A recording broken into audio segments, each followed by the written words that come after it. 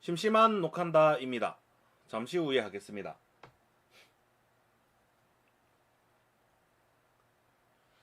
구독, 좋아요, 후원 항상 감사드리고 있습니다. 네, 오늘은 녹한다의 내 맘대로 PLC 11편입니다. PLC 11편.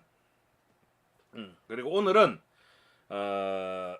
저 직전편과 마찬가지로 지금 여기 꺼내놓은 LS 산전의 PLC를 원격 제어하는 그 컨셉을 한번 가져가 볼 건데요. 카메라 초점을 안 맞췄네요. 카메라 초점을 맞추고 다시 설명하도록 하겠습니다. 카메라 초점을 맞추지 않으면 이게 약간 좀 눈에 거슬리는 부분이 있어가지고 화면이 막 벌렁벌렁거리잖아요, 그죠? LS PLC에 원격 제어를 하는데요. 오늘은 이렇게 인터넷 선이 준비가 되어 있습니다. 요 인터넷 선을 딱 보니까 꽂을 수 있는데 여기 보이잖아요, 그죠? 여기다가 이 선을 딱 꽂으면 이 LS PLC에 인터넷이 연결이 되는 겁니다. 근데 이 선만 꼽는다고 인터넷 되는 게 아니라 요 선의 반대쪽에는 인터넷 공유기가 있겠죠, 그죠? 자기 집에서 쓰는 인터넷 공유기가 있을 거고, 그 인터넷 공유기에서 선을 이렇게 쭉 가지고 와서 여기다가 이렇게 딱 꽂아주면 얘도 이제 인터넷에 연결이 되지 않겠습니까, 그죠? 그러면 PLC가 인터넷에 연결이 되었다. 그 다음 우리가 무엇을 할 수 있겠습니까? 인터넷에 사용하는 다양한 어떤 통신 기술을 이용을 해가지고 얘를 원격 제어할 수 있지 않겠습니까, 그죠? 그래서 오늘은 일단 요 LS PLC를 인터넷에 연결시키는 작업을 할 거예요. 근데 이거는 우리가 뭐 따로 그 코딩이나 이런 걸로 하는 게 아니라 XG5000에서 클릭 몇 번이면 알아서 그냥 돌아가도록 돼 있으니까 그거는 전혀 어려운 부분이 없어요. 얘를 인터넷 연결시키는 거는 아무런 문제가 없다. 대신에 우리 인터넷 연결해가지고 통신할 때 크게 두 가지 갈림길이 발생하는데요. TCP라는 통신하고 UDP라는 통신 두 개의 갈림길이 생깁니다. 그러니까 요 중에 하여간 이거는 저 직전편으로 치자면 RS232 통신으로 할 것이냐, RS485 통신으로 할 것이냐, 그 정도의 어떤 차이라고 보면 될 것 같습니다. 우리가 표면적으로 느끼기에는 전혀 차이가 없을 것이다. 그러니까 얘네 둘 중에 하나를 사용을 하면 이 녀석한테 데이터를 보낼 수가 있는 거예요. 외부에서 이 녀석한테 데이터를 보내기 위해서는 일단 얘가 인터넷에 연결돼야 되는 게 첫 번째고, 두 번째는 통신 기술을 써야 되지 않나요, 그죠? TCP나 UDP라는 이 프로토콜을 이용을 해가지고 요 녀석에다가 데이터를 보낼 수가 있더라. 그러면 데이터를 보내는데 어떤 데이터를 보낼 것인가? 그게 원격 제어하는 측하고 PLC하고 상호 합의가 된 게 바로 프로토콜입니다. 뭐를 보내주면 내가 어떻게 제어가 될 것인가? 그거를 오늘도 모드버스로 가도록 하겠습니다. 자, 모드버스.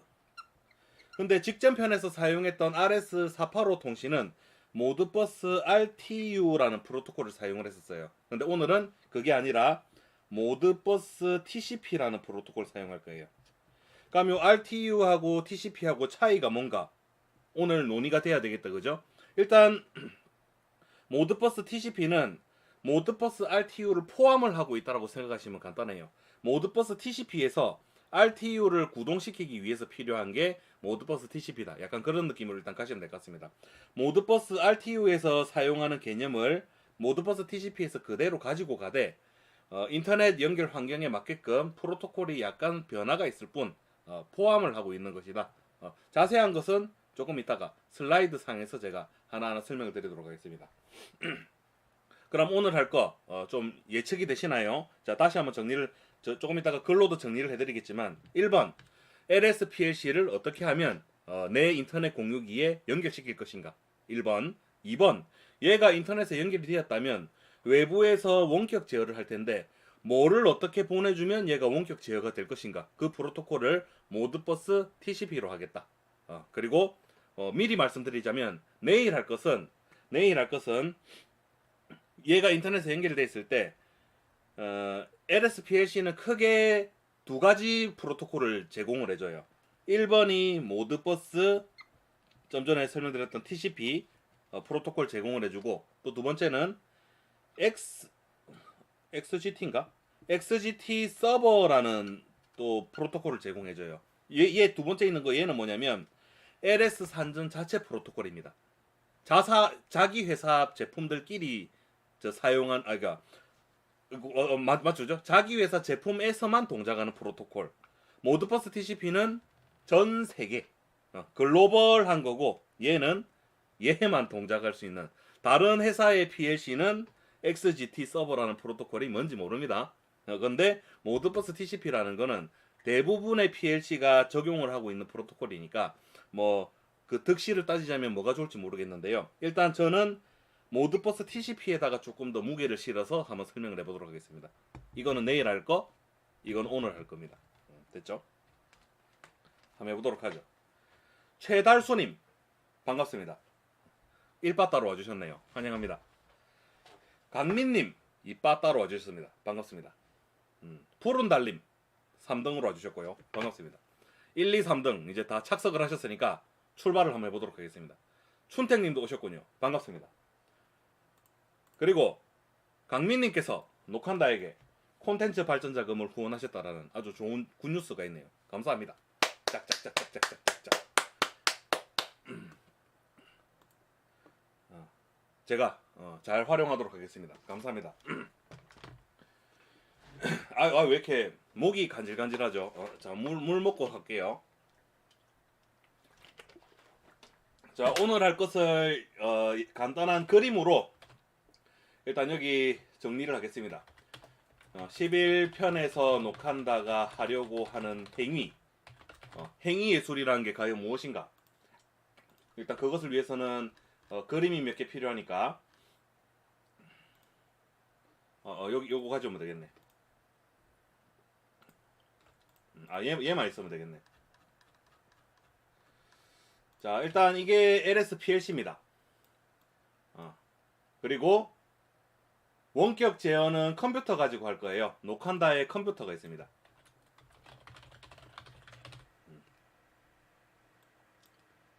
자, 그럼 얘네들 둘 사이에 RS485 통신을 연결해 가지고 제어를 하는 게 직전 편에서 했던 거고, 이제 그게 아니에요. 얘네 두 개가 사이에 낑기는 게 하나 생기는 겁니다. 그 녀석이 누구냐? 인터넷 공유기입니다. 자, 인터넷 공유기를 통해서 상호 간에 여기 이렇게 연결을 하는 거예요.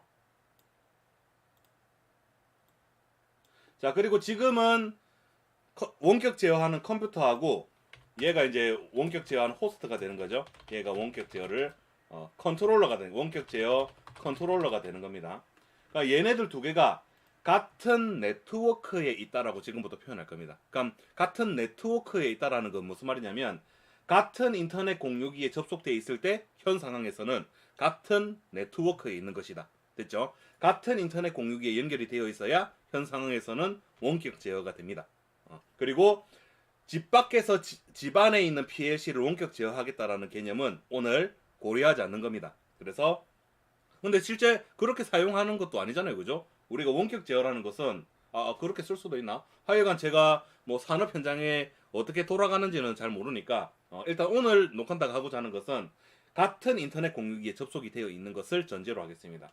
자, 그리고 얘네들 딱 이제 이렇게 연결하게 되면 가상의 통신선로가 하나 생기는 거예요. 가상의 통신선로. 그거를 TCP 커넥션이라 부르겠습니다. 나중에 제 컴퓨터가 요 PLC에다가 접속할 거예요. 자, TCP 연결 소켓 통신을 하게 될 겁니다. 인터넷으로 짠 하고 이렇게 연결이 되겠다, 그죠?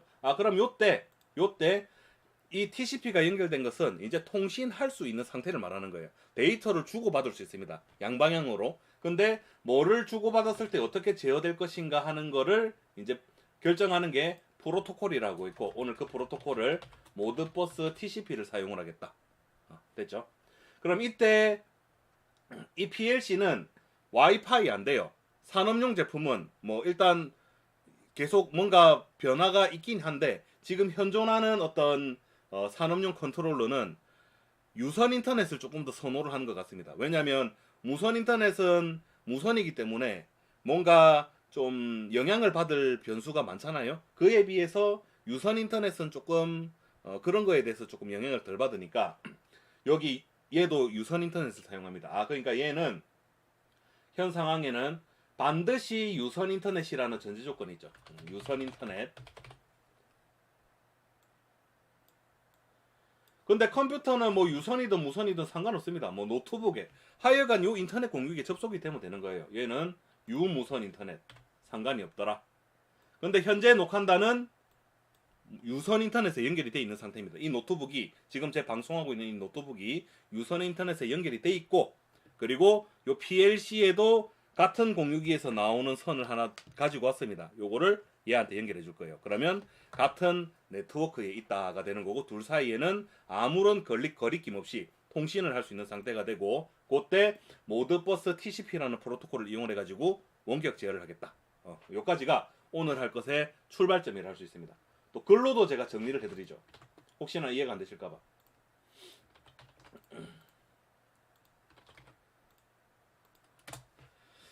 스마트 농사꾼님 반갑습니다. 차희님 반갑습니다. 자, 1번 LS 산전의 PLC는 그러니까 유선 인터넷 연결 RJ45인가 뭐 그런 무슨 명칭이 있는데요. 그거는 잘 모르겠고요. 유선 인터넷 선을 인터넷 공유기로부터 연결하면 인터넷 연결이 가능하다. 자, 2번 원격 제어하고자 하는 PC와 그 PLC를 같은 인터넷 공유기에 접속시킨다. 이거를 동일한 네트워크에 있다라고 표현합니다. 그래서 3번 원격 제어할 PC에서 요 무슨 언어로 할 거다라는 게 빠졌네요. 자, C# 가지고 개발할 거예요. 컴퓨터에 TCP 연결해라 하면 그냥 지가 알아서 되는 게 아니라 컴퓨터에도 뭔가 제어를 담당하는 프로그램이 있어야 되잖아요. 그죠? 그 녀석이 누가 될 것이냐. 자, C# 로고를 훔쳐오겠습니다. 여기 있네요. 그죠? C#. 자, C#으로 구현하겠다. 원격 제어할 PCB에서 C#으로 TCP 연결을 PLC에다가 하면 양방향으로 그 데이터를 주고받을 수 있는 상태가 된다. 자, 그럼 그때 어떤 데이터를 전송했을 때 어떻게 제어될 것인가를 정의해 놓은 것을 프로토콜이라고 그러고, 다양한 프로토콜이 있을 수가 있어요. 내가 직접 프로토콜을 만들 수도 있습니다. 근데 LS 산전에 이미 그 프로토콜을 지원을 하느냐 마느냐라는 관점에서 봤을 때 선택권이 두 개밖에 없다는 겁니다. 모드버스 TCP를 쓰든지 아니면 LS 자체 프로토콜을 쓰든지. 그럼 내가 만든 게 아니니까 누군가가 만들어 놓은 뭐를 봤을 때 뭐가 어떻게 제어된다라는 그 방식을 알아내야 되잖아요. 그죠? 그래서 지금 그 과정을 해야 되는 겁니다. 프로토콜이라 그러고, 자, 모드버스 TCP를 사용하도록 한다. 자, 그럼 주요 키워드가 지금 현 상황에서는 이 모드버스 TCP라는 거예요. 그래서 이제 모드버스 TCP에 대해서 잠깐 한번 이해를 해보도록 하겠습니다. 단 지금 현 상황에서는 모드버스 RTU에 대해서 알고 있어야 모드버스 TCP에 대해서 이해를 할 수가 있을 것이다. 내가 모드버스 RTU가 뭐 어떻게 되든지 잘 모르겠다라고 하시면 제가 요 시편에서 시편이 아니구나. 9편에서 다시 했거든요. 제가 너무 어렵게 설명을 해가지고 모드버스 프로토콜에 대해서 9편에서 아주 상세하게 설명을 해놨습니다. 요거를 한번 딱 살펴본 다음에 11편으로 점프를 해가지고 딱 오는 거죠. 10편은 연습용 예제를 제가 만들었으니까 딱 요로 점프해서 오시면 지금 하는 말이 무슨 말인지 조금 이해가 되실 겁니다. 자, LS PLC 여기 그 LS 산전에서 제공하는 매뉴얼 상에 잘 보시면요. 여기 왼쪽 그림부터 보세요. 여기 저 빨간색 화살표로 딱 가리키는 부분 있죠? 요거를 RJ45 커넥터라고 부릅니다. 여기다가 인터넷 선을 꽂으면 그냥 끝인 겁니다. 나머지는 그 XG5000 소프트웨어 설정으로 그냥 끝나게 되는 거니까 1번 인터넷 선을 여기다가 꼽는다. 그럼 그렇게 꽂았을 때의 인터넷을 쓰는 기능을 여기다가 적어놔야 되겠다. 자, 5번 LS PLC에서는 인터넷에 연결하고 무엇을 할 때를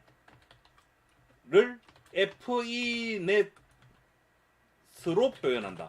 그러니까 요 FENet의 정의는 제가 정확히 모르겠습니다. 근데 유선으로 RS485, RS232는 CNet이라고 부르고 TCP, UDP로 뭔가 연결하는 행위는 FENet이라고 표현합니다. 됐죠? 그럼 그 FENet이 지원하는 프로토콜이 뭔가라고 봤을 때 다른 거는 관심 없어요. 여기 밑에 다른 것도 있어요. 여기 P2P라는 거는 피어 투 피어, PLC끼리 통신하는 거 말하는 것 같습니다. 자, 자세히는 모르겠지만 그리고 리모트 이런 것도 관심 대상이 아닙니다. 우리가 지금 딱 봐야 될 것은 제일 첫 번째에 있는 이 전용이라고 돼 있는 부분을 잘 보시면 XGT 서버라고 된 부분하고 모드버스 TCP 서버라고 된 거 보이죠? 요 드라이버라고 된 게 프로토콜이라고 생각하시면 되겠습니다. 아, 두 가지 프로토콜을 지원을 하는구나. 그리고 통신 방식이 제가 두 가지가 있다고 했잖아요. TCP와 UDP. 항상 인터넷은 갈림길이 두 가지입니다. 어떤 방식을 할지 초이스를 해라. 그러면 XGT 서버라는 것은 통신 방식이 TCP로 하는 방식도 있고 UDP로 하는 방식도 있고 두 개를 다 지원을 한다. 그런데 모드버스 TCP는 TCP밖에 지원을 안 합니다. 제가 오늘 하겠다라고 한 설명 자료에는 모드버스에서 UDP로 접속을 한번 해보겠다라고 해놨는데 받아들이는 애가 그 프로토콜을 지원을 하지 않으니까 사용을 할 수 없을 것 같네요. 제가 오늘 사용하게 될 라이브러리에서는 그 기능을 구현을 할 수가 있거든요. 근데 프로토콜이라는 게 양쪽에 다 그 기능이 구현이 돼 있을 때 되는 것이지 얘는 되는데 얘는 안 된다면 둘 다 안 되는 겁니다. 됐죠? 그러면 얘는 모드버스 TCP를 지원을 하는데 요때 이 포트 번호라고 된 게 중요합니다. 502번 기억하십시오. 지금 현 상황에 요거를 5번으로 해야 되겠다. 자, LSPLC에 아니다. 자, 요걸 그냥 5번으로 하고 자, LSPLC의 FENet에서 모드버스 TCP를 사용하겠다라고 하면 포트 번호가 502번으로 자동으로 지정된다. 포트 번호 502번이고요. 요 500이라는 숫자를 잘 기억을 하시길 바라겠습니다. 그리고 최대 4채널이라고 돼 있는데요. 요거는 무슨 말이냐면 한 대의 이 PLC 장비에 동시에 접속할 수 있는 컨트롤러가 최대 4개라는 겁니다. 4개.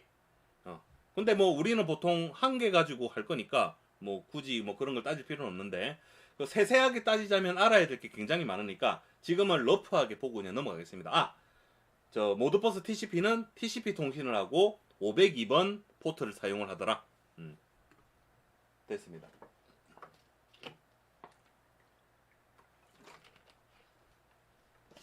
브루스리님 반갑습니다. 자, 그럼 이제 모드버스 TCP 프로토콜에 대해서 일단 좀 이해를 해야 되는데요. 일단 요것에 대해서 우리가 이론적으로 한번 싹 살펴본 다음에 제가 이 프로토콜을 이용한 예제를 한번 구현을 해볼 건데요. 오늘은 접근 방식을 이렇게 한번 가볼 겁니다. 자, 1번. 자, 전반적으로 기능 구현은 라이브러리 가지고 할 거예요. 자, 라이브러리에서 이미 구현된 편리한 기능을 활용하도록 한다. 그러나 라이브러리의 편리한 기능을 사용하기 전에 우리가 모드버스 TCP의 그 원리를 이해하기 위해서 시작할 때는 로우 레벨 통신을 한번 경험을 해보도록 하겠습니다. C샵에서 PLC에 TCP 연결을 하고 모드버스 TCP 데이터 프레임을 직접 전송해서 어떻게 제어되는지 원리를 이해할 필요가 있다. 자, 그런 다음에 원리를 알아낸 다음 라이브러리를 활용하면 더 이해가 빠를 것 같다. 이게 녹한다의 생각입니다. 그래서 조금 있다가 C샵을 이용을 해가지고 요 PLC 장비에 TCP 연결을 하고 뭔가 데이터를 보내가지고 얘가 제어될 수 있도록 그렇게 한번 세팅을 해보도록 하죠. 자, 그럼 이거 우리가 한번 이해를 해볼 건데요. 일단 이거 이전에 모드버스 RTU부터 생각을 해보겠습니다.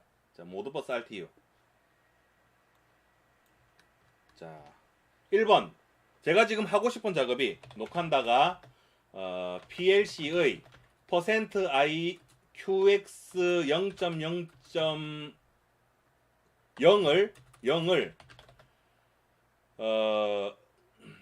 이거를 또 하나씩 다 설명하려니까 한도 끝도 없네. 자, 이거를 그 용어를 어떻게 써야 되지? 리드라이트가 둘 다 가능한 코일에, 그러니까 코일에다가 매핑을 해놨다라고 했습니다. 코일 주소의 0번지에 매핑을 해놨다. 맵을 해놓았을 때 펑션 코드 5번인 라이트 싱글 코일을 이용해서 온오프하는 기능을 모드버스 RTU로 하려면 어떻게 해야겠는가? 라이트 싱글 코일입니다. 코일 주소 0번이에요. 그렇다면 우리가 지금 써야 되는 게 로우 데이터 개념으로 가는 거예요. 자, 그럼 제일 첫 번째 나오는 게 이거 어떻게 쓰는 게 가장 합리적일까? 자, 요 아래 제일 첫 번째 나와야 되는 게 국번, 슬레이브의 주소, 국번이 나와야 되고, 그 다음 펑션 코드가 두 번째 자리에 나와줘야 되고, 세 번째, 네 번째 자리는 합쳐가지고 여기 번호를 쓸게요. 여기가 0번, 1번 포지션이에요. 그리고 2번하고 3번은 합쳐가지고 저 코일 주소입니다. 코일 주소. 그리고 4번하고 5번 두 개 8비트, 16비트 합쳐가지고 이제 제어 명령이에요. 제어 명령은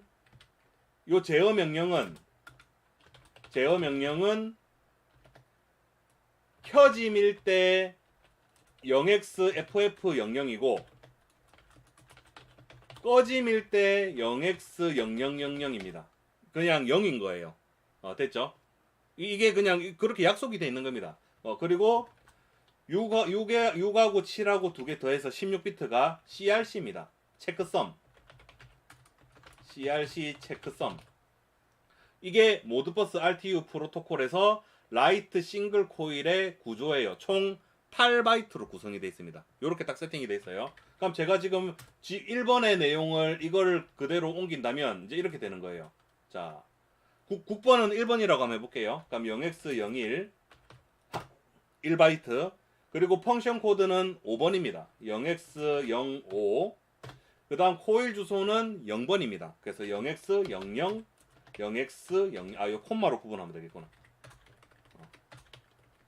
3번 4번 나왔다 그죠? 0번지에 있는 거고, 그 다음 제어 명령이 나오는데 켜는 거라면 0xFF 0x00 FF00이 들어가는 거고, 제일 마지막에 여기 있는 6바이트 가지고 CRC를 계산해야 되는데 일단 모르겠습니다. CRC는 이렇게 계산이 되겠죠. 그럼 이게 켜짐입니다. 켜짐 라이트 싱글 코일. 꺼짐은 똑같이 0x01 0x05에 0x00 0x00에 0x00 0x00에 0x 물음표 0x 물음표 이게 꺼짐에 대한 거다. 이게 FF00이면 켜짐이라는 명령이고, 이게 0이면 꺼짐이라는 명령이었다. 모드버스 RTU입니다. 근데 여기다가 지금 이 상황에다가 2번 모드버스 TCP 프로토콜은 모드버스 RTU 데이터 프레임에 TCP 헤더가 추가되고 CRC16은 제거된다. 이 무슨 말이냐면, 지금 요 CRC 체크썸 있잖아요. 이거는 모드버스 RTU에만 있는 거예요. TCP에는 저거 두 개가 삭제됩니다. 빠지고, 뒤에 두 개가 빠지고 대신에 앞에 하나가 달라붙는데 그거를 TCP 헤더라고 부릅니다. 됐죠? 그러면 CRC16이 왜 제거가 되냐면, CRC16은 그 RS485나 RS232 통신에서 노이즈가 발생하게 되면 데이터가 변조될 우려가 있어서 이게 무결성 검증 같은 거 하잖아요. 그죠? 그 오류가 있는지 없는지 검증하는데 활용한다. 자, 그러나 인터넷에 연결해서 TCP, UDP 프로토콜을 사용하면 에러 검증 기능은 프로토콜에 포함된다. 그러니까 TCP, UDP 연결을 해가지고 데이터를 주고받는 자체에 프로토콜 자체에 이 CRC16이 이미 들어있는 거예요. 우리가 신경 쓸 필요 없이 이미 에러 검증에 대한 부분은 요 인터넷 프로토콜에서는 이미 그게 기능이 포함이 되어 있다는 겁니다. 그러면 당연히 필요가 없으니까 제외해야 되는 게 맞잖아요. 그러니까 필요 안 해서 안 쓰는 거다 이렇게 생각하시면 됩니다. 필요하지 않아서 안 쓰는 거구나 이렇게 인지를 하시면 되겠고, 자 그리고 5번 TCP 헤더가 이제 달라붙잖아요. 그럼 이 TCP 헤더는 뭐 어떤 역할로 하는지는 모르겠습니다. 근데 뭐 별로 어렵진 않아요. 일단 요까지를 인지를 하고 있으면 좋을 것 같습니다. 자, 시작하기 이전에 요 다음에 이거 제목을 뭐라고 쓰지? 자, 요렇게 하죠. 모드버스 TCP는 RTU에 헤더가 추가되는 개념이다. 헤더가 추가된다. 그게 이 내용입니다. 자, 그럼 지금 딱 봤을 때 요거를 주목하시면 되겠습니다. 자, 요거 0x01, 0x05, 0000, FF00, 요 CRC는 뭔지 모르겠는데 어차피 모드버스 TCP에서는 저거 신경 안 쓸 거니까 요 앞에 있는 6개를 잘 기억하세요. 기억했죠? 사진 팍 찍었죠? 눈으로 사진을 지금 빡 찍으시면 되겠습니다. 그런 다음에 얘를 보는 거예요. 요걸 딱 보는 거예요. 그럼 지금 하려고 하는 건 똑같습니다. 펑션 코드 5번인 라이트 싱글 코일로 코일 번지 0번지에다가 켜짐이라는 신호를 보내는 모드버스 TCP 데이터 프레임의 구조가 이렇게 되어 있습니다. 그럼 여기서 모드버스 RTU라고 제가 표현해 놓은 영역이 있죠? 요거 안에 내용을 잘 봅니다. 01, 05, 0000, FF00 조금 전에 봤던 6바이트가 여기 들어가는 거예요. 모드버스 TCP의 제일 마지막에 얘를 일단 딱 집어넣어 놓고 그 앞에 모드버스 TCP 헤더라는 게 달라붙으면 그게 바로 모드버스 TCP입니다. 됐죠? 모드버스 RTU에 약간 변형을 줘가지고 모드버스 TCP 데이터 프레임을 만들어 놓았다. 그럼 이 모드버스 TCP 헤더는 이제 어떻게 해석을 하느냐? 이제 같이 보면 되겠죠. 자, 제일 첫 번째가 16비트입니다. 자, 16비트로 데이터 순번인데요. 그럼 요거 두 개 합쳐가지고 지금 1이라는 걸 표현하는 거죠. 요거는 크게 의미가 없어요. 마스터 장비에서 요 PLC에다가 요걸 보내주면 그냥 1번이구나. 그냥 다시 그 돌려 보내주는 용도로 사용하기 때문에 지금 제가 색깔을 칠해 놓는 부분은 크게 신경 쓸 필요가 없는, 변경할 필요가 없는 부분을 회색깔로 제가 표현을 하겠습니다. 요 색깔로 표현된 거는 왜 안 되냐? 자, 약간 어둡게 된 거 있잖아요. 요 부분은 바꿀 필요가 없는 부분이다. 이렇게 생각하시면 됩니다. 자, 요 부분도. 이거는 어떤 의미를 가지냐면 지금 이 헤더가 모드버스 프로토콜이라는 것을 상징하는 시그니처인데요. 왜 붙여놨는지 모르겠습니다. 그냥 이렇게 돼 있고 얘는 중요합니다. 지금 이거는 요 뒤쪽에 있는 거의 길이를 16비트로 여기 표현합니다. 16비트.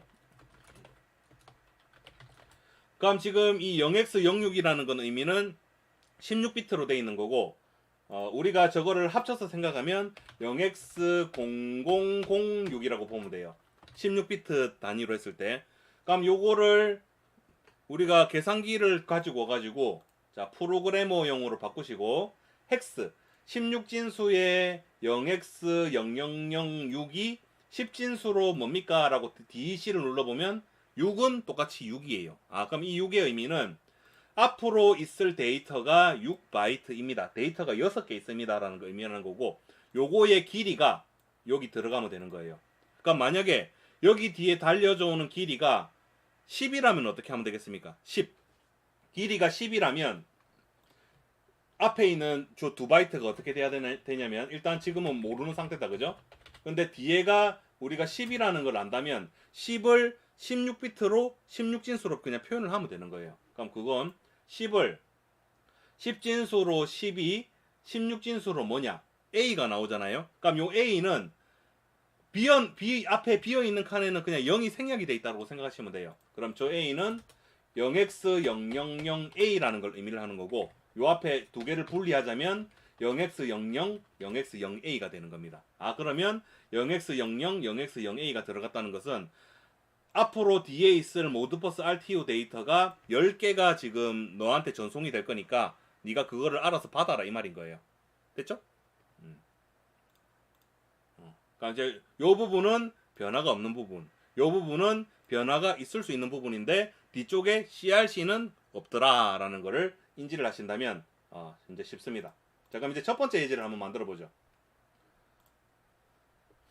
자, 1번 예제.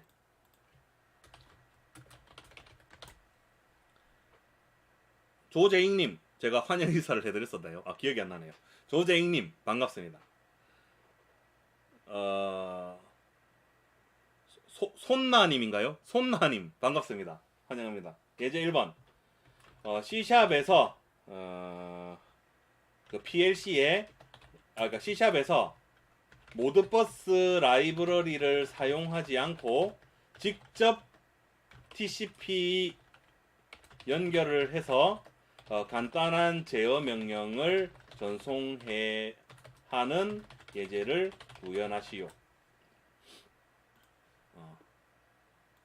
자, 그리고 하려고 하는 거는 램프 한 개를 한번 온오프 시켜 보겠습니다.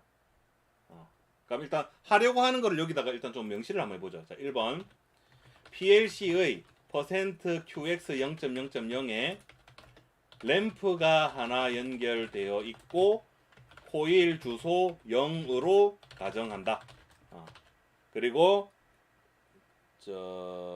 원격 제어 장비에서 라이트 싱글 코일을 하게 되면 램프가 온오프 된다.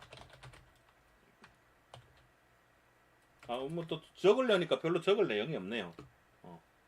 그러니까 램프가 하나 연결돼 있으니까 그냥 회로도 하나 가지고 와가지고 붙여 놓고 작업을 하도록 하겠습니다. 자, 램프 하나 연결돼 있는 거 여기 있네요.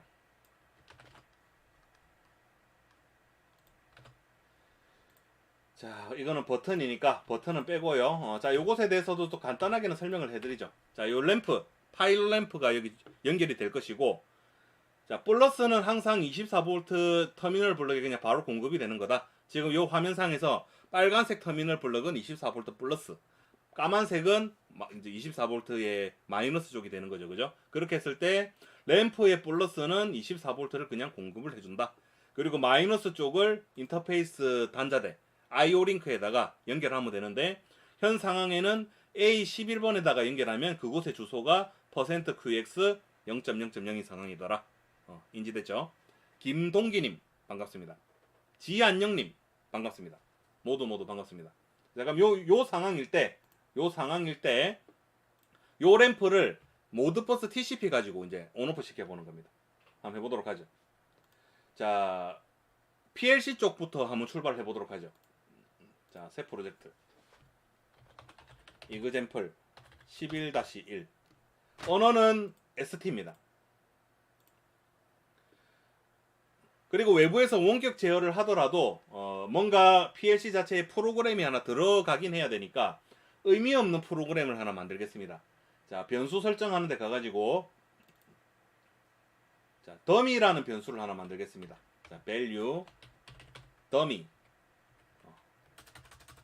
그냥 아무 의미 없는 변수예요. 그리고 프로그램 코드는 뭐냐면 저 더미라는 변수에 true라는 값을 집어넣는 코드를 쓰겠습니다.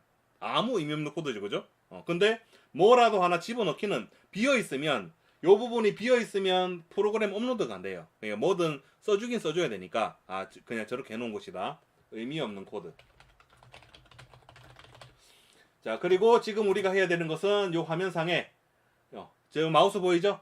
FENet 요거 더블 클릭해가지고 설정하시면 돼요. 그럼 이제 여기다가 IP 주소를 세팅을 하셔야 되는데요. 먼저 국번부터 출발하죠. 국번은 모드버스 장비의 그 국번이 되는 거니까 1번으로 세팅하시면 되겠고, 그럼 요 주소가 이제 뭐가 들어가야 되냐면 아까 지금 이 컴퓨터하고 같은 네트워크에 있어야 된다라고 했잖아요. 그러면 지금 이 컴퓨터에 IP 주소를 알아내 가지고 내가 원하는 IP 주소를 고정 IP 주소를 근데 얘한테 이것도 좀 개념을 알아야 되겠구나. 자, 한 꼭지 더 넣어야 되겠습니다. 지금 이거 이전에 우리가 해야 되는 작업이 PLC의 설정을 위한 사전 준비 작업. 일단 LS PLC는 인터넷에 연결된 다음 IP 주소를 확인하기가 대단히 어렵다. 이거 이전에 또 알아야 되는 게 한 개 더 있네요. 1번 인터넷 공유기에 어떤 장치가 연결되면 인터넷 공유기가 자동으로 IP 주소를 할당한다.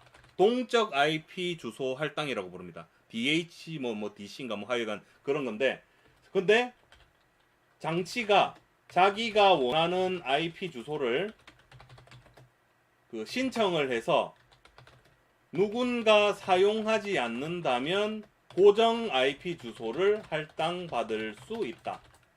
그런데 PLC를 인터넷 공유기에 연결시키면 인터넷 공유기가 자기가 보고 비어있는 주소 하나 줄 거잖아요. 그러면 PLC 자체에 화면이 있는 게 아니기 때문에 얘가 IP 주소가 뭔지 알 방법이 없잖아요. 그리고 매번 쓸 때마다 IP 주소가 바뀐다면 원격 제어하는 입장에서 주소가 계속 바뀌면 대응하기 어렵잖아요. 그죠? 그래서 제 생각에는 일반적으로 PLC는 고정 IP 주소를 할당받는 게 가장 바람직할 것 같다. 그래서 지금 제가 할 설명은 PLC로 하여금 인터넷 공유기에 어떻게 하면 고정 IP 주소를 할당받겠는가 하는 부분하고 이제 일맥상통하는 거다. 이렇게 생각하시면 될 것 같습니다. 그럼 이거 이전에 우리가 해야 되는 게 원격 제어하고자 하는 컴퓨터에 CMD 명령 프롬프트를 열어서 IP config라고 제가 쓸 겁니다. config라고 입력하면 인터넷 컴퓨터에 IP 주소가 출력된다. 여기서 IP 주소를 제외한 서브넷 IP 주소를 제외한 것은 그대로 입력하고 PLC에 희망하고자 하는 IP 주소를 입력해서 할당받도록 한다. 지금 요 과정을 제가 직접 보여드리겠습니다. 그걸로 하면 이제 무슨 말인지 모를 거니까 일단 여기 뭐라고 써야 되는지 지금 모르잖아요, 그죠? 그러니까 자, 내 컴퓨터에 명령 프롬프트라는 걸 엽니다. 이게 명령 프롬프트입니다. 까만 화면 떴다고 쫄지 마시고 IP config라고 딱 칩니다. config. 자, 그럼 여기 이더넷 연결 어댑터, 이 컴퓨터는 이게 이더넷에 연결되어 있으니까 여기 잘 보시면 192.168.03이라고 된 게 지금 이 컴퓨터의 주소를 말하는 거예요. 요거를 그대로 입력하는 게 아니라 요 주소는 조금 있다가 바꿔야 되는 거고, 서브넷 마스크와 기본 게이트웨이라고 된 부분 있죠? 요거 두 개를 그대로 저 자리에다가 입력하는 거예요. 그럼 이 서브넷 마스크 여기 보이죠? 2525250 그대로 입력이 돼 있고, 기본 게이트웨이가 저는 192.168.01이죠? 그러면 192.168.01로 바꿔줍니다. 그러면 요 앞에 세 자리는 192.168.0까지는 같아야 되고, 제일 마지막에 얘만, 이 컴퓨터는 3이니까 얘는 다른 걸 쓰면 되는 거예요. 저는 100이라고 입력을 하겠습니다. 근데 요 100이라고 입력한 저 숫자가 인터넷 공유기에 저 100이라는 IP 주소를 안 쓸 경우에 얘가 쓸 수 있다라는 거예요. 그러니까 내가 지금 쓰고 있는 인터넷 공유기에 설정하는 데 들어가 가지고 100이라는 주소를 얘만 쓸 수 있도록 조치를 하거나 그거는 이제 알아서 하시면 되는 거고, 하여간 딱 한 놈만 쓸 수 있는 거니까 요렇게 딱 세팅을 하면 이제 되는 상황이다. 그리고 자, 이제 국번 바꾸고 고정 IP 주소 세팅하고, 그다음 나머지는 손댈 거 없는데 요 드라이버 설정에 모드버스 서버라고 고를 겁니다. 모드버스 서버. 그리고 모드버스 설정은 여기 있는 거 그대로 가지고 가겠습니다. 별다른 설정 안 할 거고, 비트 쓰기 영역 시작 주소가 %QX 0.0.0으로 지정이 돼 있다, 그죠? 요 말 자체가 읽고 쓰기 겸용 코일 주소가 QX로 출력단으로 이미 세팅이 돼 있음을 말하는 거예요. 따로 손 안 되겠습니다. 요대로 한 상태에서 완료 하시면 세팅이 끝이 나게 됩니다. 이 코드를 일단 PLC에다가 업로드를 해주는 거예요. 그러면 전원 연결하기 전에 인터넷선을 여기다 연결해두고, 자, 보이죠? 인터넷선을 여기다가 딱 꽂아 놓아두고, 램프 안 꽂았네요. 자, 램프 꽂고,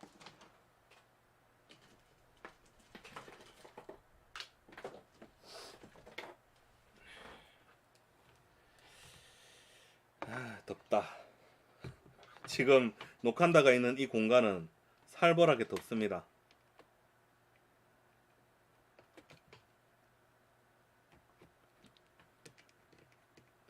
에어컨을 켜고 싶은데 에어컨을 켜면 소음이 들어가게 되니까 좀 보시기가 좀 그렇겠다, 그죠? 그래서 에어컨을 켜지 않겠습니다. 그리고 마이너스 쪽을 A11번에다가 연결하면 요 자리가 %QX 0.0.0이더라.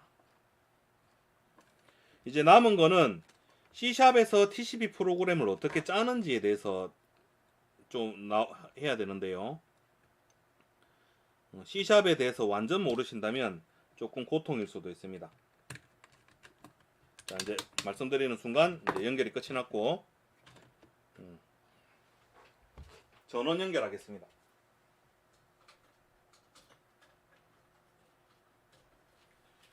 자, 이제 불 들어왔다, 그죠? 자, 그럼 요 의미 없는 코드를 FENet 설정만 들어간 이 코드를 접속해 가지고 쓰기 업로드 하겠습니다.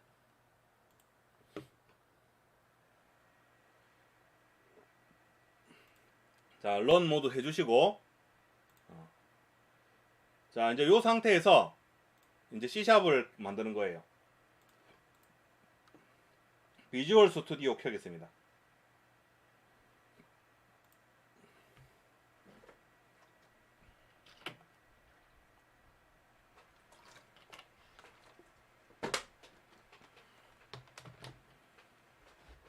자, 프로젝트 이름은 PLC 11_1 그렇게 하겠습니다. 왜 이렇게 컴퓨터가 느리지?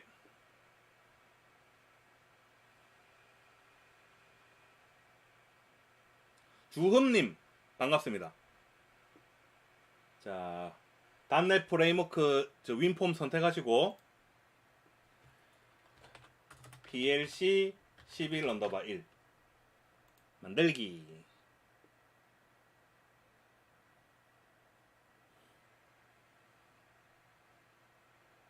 자, 예제 1번은 라이브러리 없이 그냥 가는 거예요. 그래서 직접 한번 통신하는 기능을 구현을 해볼 건데요. 별로 어렵지 않습니다. 자, 별로 어렵지 않아요. 근데 이 기능 자체를 좀 단순화시켜서 작업을 한번 해보겠습니다. 자, 버튼이 두 개가 있고요. 자, 이 버튼을 누르면 램프가 켜지는 겁니다. 램프 온. 자, 그리고 이 버튼을 누르면 램프가 오프 되는 거예요. 그 다음 요거 이전에 인터넷 PLC 장비에 연결하는 기능을 구성을 해야 되기 때문에 자, TCP 연결하는 버튼을 별도로 만들겠습니다. 자, 원래 제대로 된 프로그램이라면 자동으로 연결해 줘야 되는 게 적합하겠다, 그죠? 그러니까 이 버튼은 PLC와 TCP로 연결하기 라고 하고, 요거는 이제 연결 끊기, 연결 종료하기. 4개의 버튼이 이렇게 먹음직스럽게 있습니다. 자, 그리고 요 예제까지만 라이브러리 안 쓰고 하고, 그 다음 예제부터는 라이브러리 써가지고 편리하게 하겠습니다. 이 1번 예제의 용도는 어떻게 구동이 되는지 그 원리를 이해하기 위한 목적밖에 없으니까요. 굳이 이렇게 불편하게 우리가 코딩을 할 필요가 없어요. 자, 이렇게 단촐하게 4개를 만들고, 자, 요거 이전에 자, 메인 폼에 코드 보기 들어가 가지고요. 필수로 필요한 게 뭐가 있을지 좀 감은 안 잡히는데, 일단 TCP 클라이언트는 반드시 필요해요. 근데 이쪽에 네임스페이스 추가해줘야 되는 게 하나 있는데요. 그런 거 기억 안 날 때는 걱정할 필요가 없습니다. 우리가 지금 써야 되는 게 TCP 클라이언트입니다. 근데 원래 이렇게 하면 뭔가 나와야 되는데 빨간 줄 끄이면서 진행이 안 되잖아요. 그럴 때는 마우스 커서 이렇게 갖다 대시고 이 부분을 딱 누르시면 자 시스템의 소켓이라는 거를 유징을 해줘야 된다라고 위에 나온다 그죠? 요거 딱 눌러주시면 자동으로 추가됩니다. 됐죠? 그러면 TCP 클라이언트가 되고 자 TC라고 하죠. 자 TC는 일단 요까지만 해두는 걸로. 자 아마 TC하고 네트워크 스트림 두 개가 필요할 겁니다. 네트워크 스트림 NS로 표현하죠. 요 두 개를 전역 변수로 만들어 두겠습니다. 근데 이렇게 해두면 잠깐만요. 요래 해두면 나중에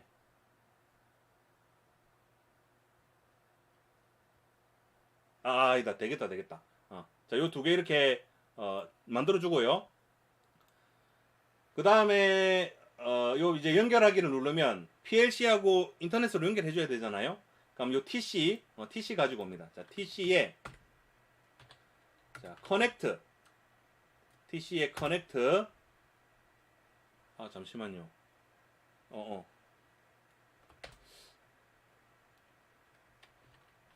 저 오랜만에 하니까 기억이 좀 잘 안 나네요.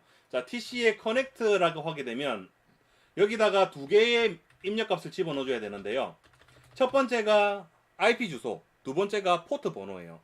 IP 주소는 제가 조금 전에 192.168.0.100으로 해놨고 맞죠? 포트 번호는 이미 지정이 되어 있습니다. 그 포트 번호가 뭐였냐면 502번 502번으로 자 그럼 이 말 자체가 무슨 말이냐면 여기 요 인터넷 주소에 502번 포트에 접속을 해라 이 말이거든요. 그럼 저 주소를 지금 누가 쓰고 있느냐? PLC가 쓰고 있는 겁니다. 그럼 PLC에 내 C# 프로그램이 접속을 하게 되겠다 그죠? 그리고 TC에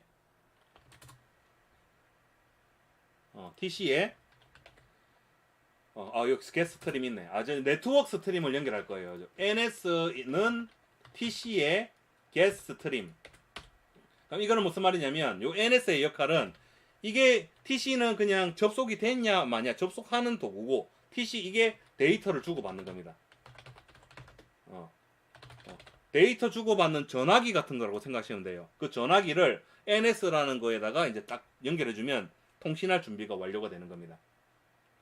그리고 뭐 오늘 지금 이 예제는 대단히 간단하게 만드는 거니까 예외 처리는 아무것도 안 하겠습니다. 연결이 안 돼 있는데 뭐 데이터 전송을 하면 어떻게 되니 뭐 이렇게 되니 이런 거는 무시하고 자 그럼 이거를 연결을 끊는다라고 하는 것은 TC에 커넥션을 끊으면 되는 거니까 close라고 해버리면 되겠죠. close라고 하고 그리고 TC를 디스포즈는 하면 안 되겠구나.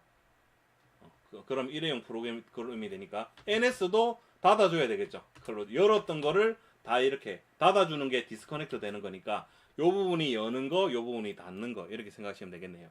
자 그럼 열고 닫혔을 때 그럼 지금 여기서 제대로 얘가 개방이 됐으면 TC에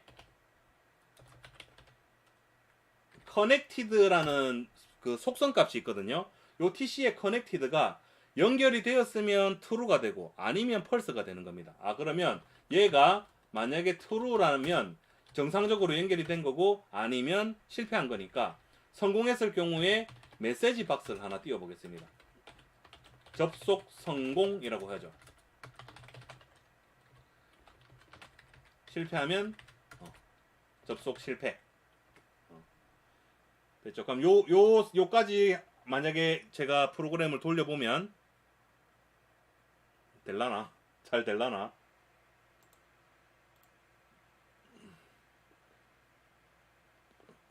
지금 방송 잘 나오나요?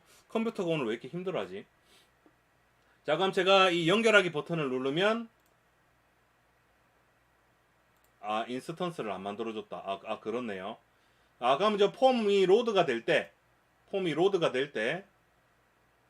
얘는 이 자체가 인스턴스를 만드는 거니까 자 이렇게 하죠. 자 TC에 new TCP 클라이언트.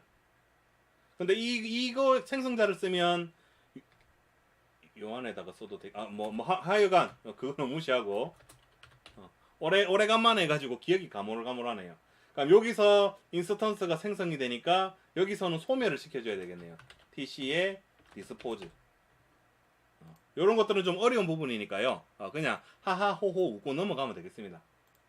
자, 접속 성공이라고 뜨는 거 보인다, 그죠? 그럼 이 말 자체가 뭐냐면 이미 이제 통신 선로는 만들어진 거예요. 그러면 이 버튼을 이제 버튼을 눌렀을 때 모드버스 TCP 데이터를 전송한다. 가 하면 되는데 그러면 자 바이트 배열이 나오면 되겠죠.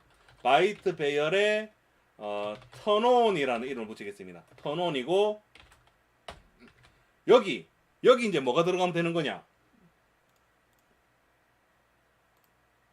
요게 들어가면 되는 거죠. 요거 모드버스 데이터. 얘를 요대 가지고 오면 어떻게 되지? 일단 요렇게 해놓고 가지고 온 다음에 자 일단 요렇게 해놓고 조금 이따가 정리하는 걸로 하죠.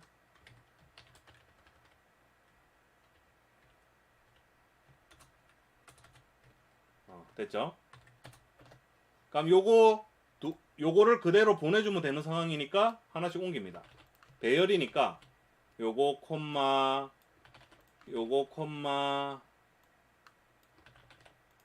요거 하나 둘 세 개 있고 그 다음 6번이 나오죠, 그죠? 그 다음 1번이고 그냥 이렇게 바꾸는 게 더 빠르겠구나. 5번이고 그 다음 0번 FF 0번 맞죠? 둘, 넷, 여섯, 여덟, 12개. 둘, 넷, 여섯, 여덟, 12개. 범준님, 반갑습니다. 그럼 요거를 이제 네트워크 스트림으로 전송해주면 되는데요. 위쪽에 NS 만들어 놓은 거 있잖아요. 이제 얘를 쓰면 되는 겁니다. 자, NS, 라이트, 쓰기, 보낸다. 연결되어 있는 저 PLC에다가 자 바이트 배열을 넣으라고 합니다. 턴온 얘가 들어가면 되겠고 그리고 어디서부터 몇 개를 보낼 건가를 두 번째 세 번째 입력을 하는데 배열의 0번 자리에서 전체 개수만큼 보내면 되는 거잖아요. 턴온의 랭스만큼 다 보내라 이 말입니다. 저 턴온에 들어있는 바이트 배열 안에 들어있는 값을 길이대로 PLC 쪽으로 전송을 해라.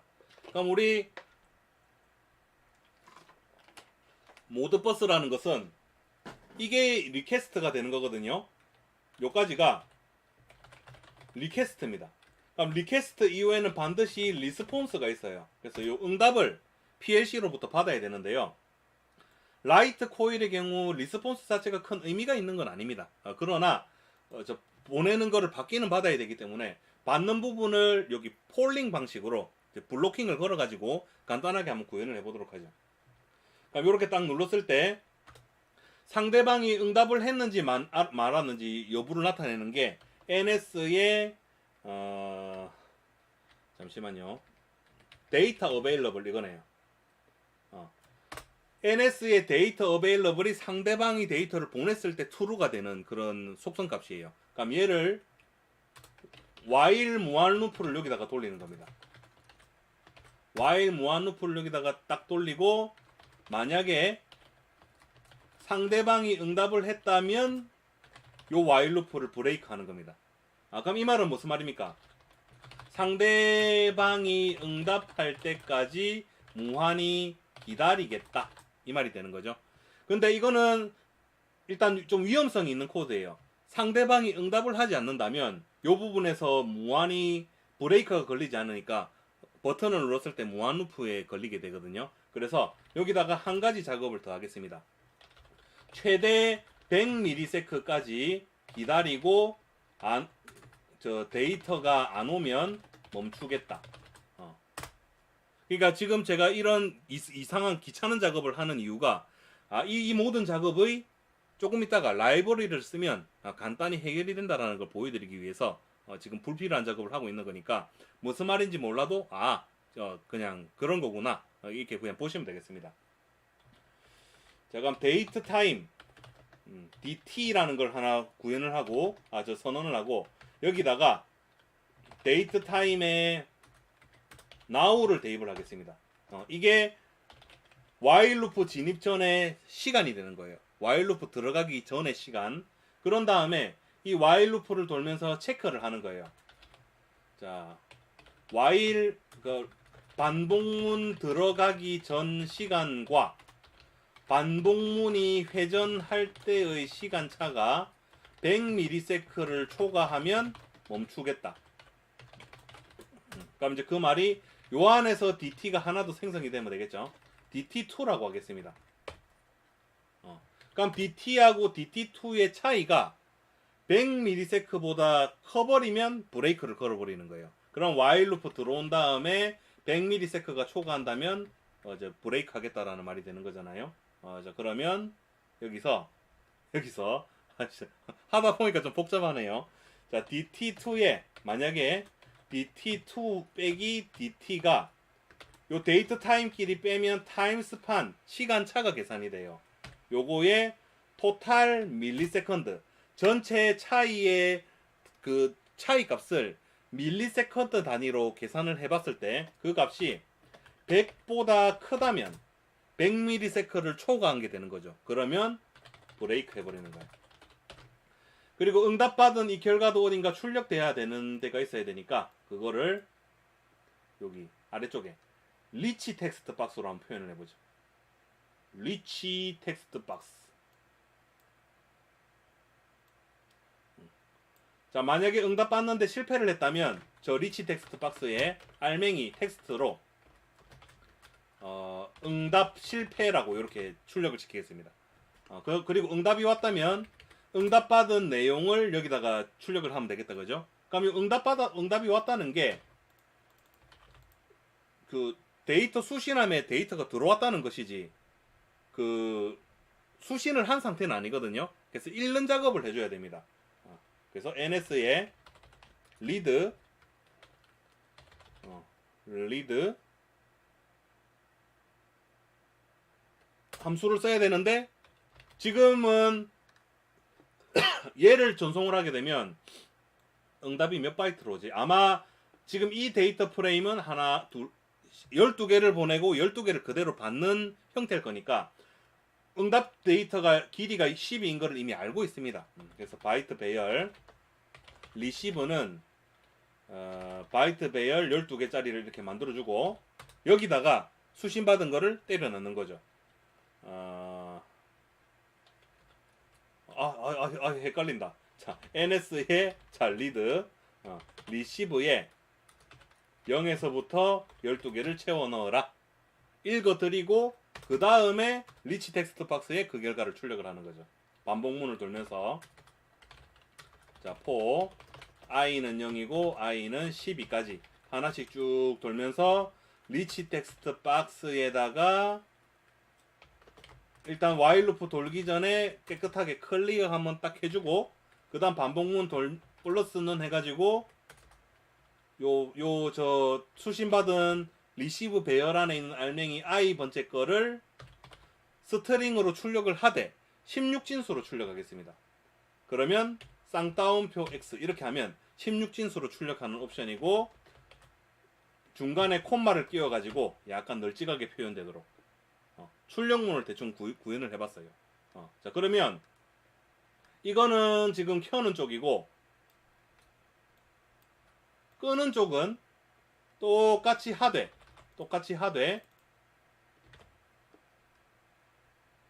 FF00이던 게 0000으로 바뀌면 되니까 얘만 0이면 데이터를 끄는 그 리퀘스트가 되는 거죠. 램프를 끄는 리퀘스트가 되는 거죠. 근데 여기서 한 가지 주의하실 게 있어요. 저도 저 테스트 하다가 상당히 당황했던 부분이 하나 있는데요. 자, 요 부분에다가 제가 집어넣어 놓을게요. 자, 7번. 이거는 PLC의 그 설정이 그렇게 돼 있기 때문에 그래요. PLC가 어떤 장치가 TCP로 연결된 이후에 일정 시간 데이터 송수신이 없으면 자동으로 접속을 해제해 버린다. 그러니까 제가 지금 C# 프로그램 가지고 그 PLC 장비에다가 연결을 할 거예요.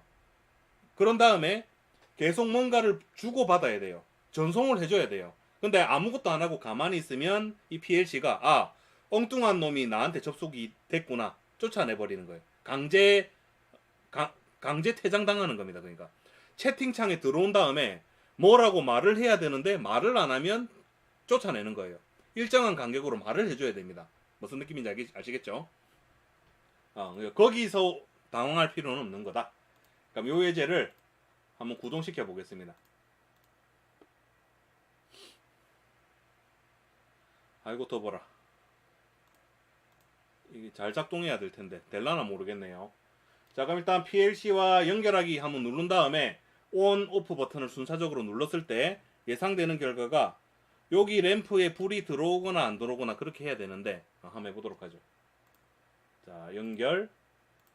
된다, 그죠? 여기 요 아래쪽에 오는 요 데이터를 잘 보십시오. 자, 좀 크게 보여드릴게요.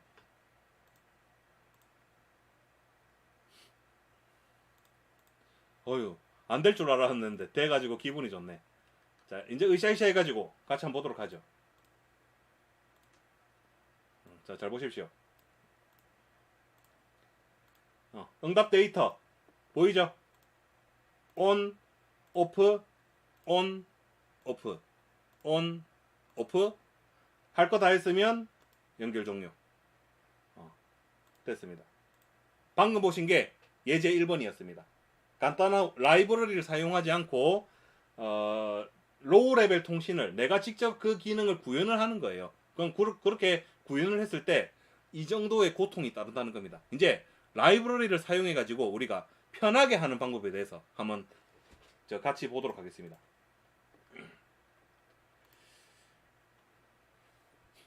연결은 똑같이 유지를 하고요. 연결은 똑같이 유지를 하고, 자, 이번에는 예제 2번은 이거랑 똑같은데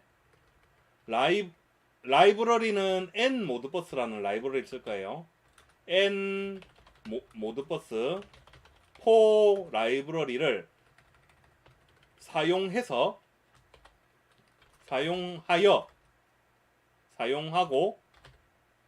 TCP 연결을 해서 간단한 제어 명령을 전송하는 예제를 구현하시오. 이번에는 라이브러리를 쓰는 방법을 보여드리겠습니다. 요건 다 했으니까 이제 끄고, 자, PLC 쪽 코드도 똑같은 코드가 들어가긴 할 건데 예제 번호가 바뀌었으니까 얘도 그냥 한 세트로 맞춰가지고 별도로 저장을 하겠습니다. 그럼 얘는 지금 프로그램이 들어간 상황이고, 자, C샵은 프로젝트를 하나 더 생성해줘야 되니까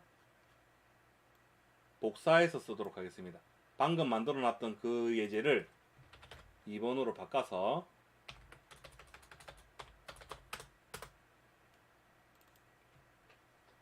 아유 더워라. 왜 이렇게 덥지?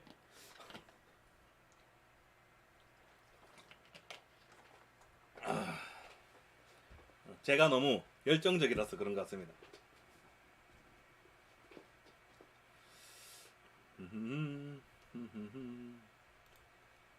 자, 그러면 여기서 잘 보세요. 일단 각 버튼을 눌렀을 때 그냥 이거는 그냥 새로 만드는 게 더 나을 뻔했는데 열었다 하면 이게 또 삭제가 안 되거든요. 그래서 그냥 이 코드 가지고 갈게요. 그냥 새로 하는 게 더 나을 것 같는데. 자, 라이브러리 설치부터 들어가겠습니다. 라이브러리 설치는 이미 지금까지 했던 거하고 똑같기 때문에 차이가 전혀 없어요. 자, 상단에 프로젝트 누계 패키지 관리 들어간 다음 찾아보기 탭을 딱 선택을 하시고 N 모드버스 치면 됩니다. 그 다음 M 모드버스 최신 버전 M 모드버스 4하고 버전을 2.1.0 버전을 반드시 선택을 해야 된다. 설치하면 되겠습니다.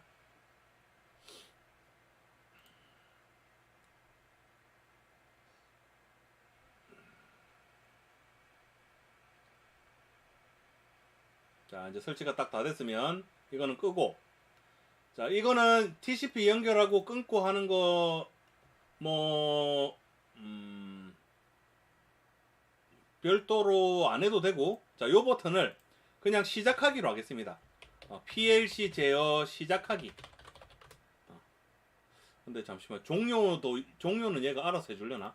종료하기 버튼을 별도로 만들죠. PLC 제어 종료하기, 램프 온오프. 그럼 이거를 누르면 이제 어떻게 될 것이냐? 저 상단에 전역 변수가 한 개가 더 추가가 될 거예요. 그 지금 라이브러리 하나 추가했잖아요. 그럼 네임스페이스를 추가해 줘야 됩니다. using modbus device 됐죠? 요거 추가하시고 1번 요걸 추가한다. 2번, 자, 조금 전에 전역 변수 선언했던 거에 하나가 더 추가가 됩니다. 모드버스 IP 마스터, 모드버스 IP 마스터 추가하시고 MIM이라고 부르겠습니다. MIM. 요렇게만 해두시면 될 것 같습니다. 됐죠? 자, 그리고 자, 시작하기를 누르게 되면 TCP 커넥션 생성하고, 요 NS는 지금 이제 필요 없습니다. 라이브러리에서 송수시는 지가 다 알아서 처리를 해주니까 NS는 필요 없고, 그럼 여기서 생성된 이 TC를 MIM 쪽에 주면 되는데요. MIM은 모드버스 IP 마스터의 가로따기, 모드버스 IP 마스터의 create IP라는 이 메서드를 호출해 가지고 요 안에다가 들어갈 수 있는 게, 자, 요 보시면 TCP 클라이언트라는 게 요 안에 들어갈 수가 있어요. 그럼 방금 만들었던 요 TC를 얘한테 주는 겁니다. 그럼 이 말은 무슨 말이냐면, 지금 이 말 자체가 C샵에서 저 PLC에 연결하기 위한 오브젝트를 생성하는 거고, 오브젝트를 만드는 거고, 그 오브젝트를 C샵이 PLC에 연결한 오브젝트를 라이브러리에게 관리하도록 한다. 약간 저 외주를 준 거랑 비슷한 겁니다. 모드버스 잘하는 사람한테 나는 PLC 접속, 이게 저 손님한 거래처만 담당하고 거래처하고 소통만 하고 실무는 이제 잘하는 사람한테 위탁을 한 거랑 비슷한 겁니다. 그러니까 그놈이 누구냐? MIM입니다. 기억하십시오. MIM은 위탁 관리자가 되는 것입니다. 토탈리 나띵님 반갑습니다. 자, 그러면 여기까지가 일단 저도 이거 테스트는 안 해봤거든요. 여기까지가 일단 다 된 거고, 그러면 이제 끊는 쪽 한번 가보겠습니다. 이제 끊는 쪽은 TC가 소멸돼야 될 것이고, 그 다음에 요 MIM도 소멸돼야 되니까 MIM이 클로즈 이런 게 있나? 나도 안 써봐서 잘 모르겠습니다.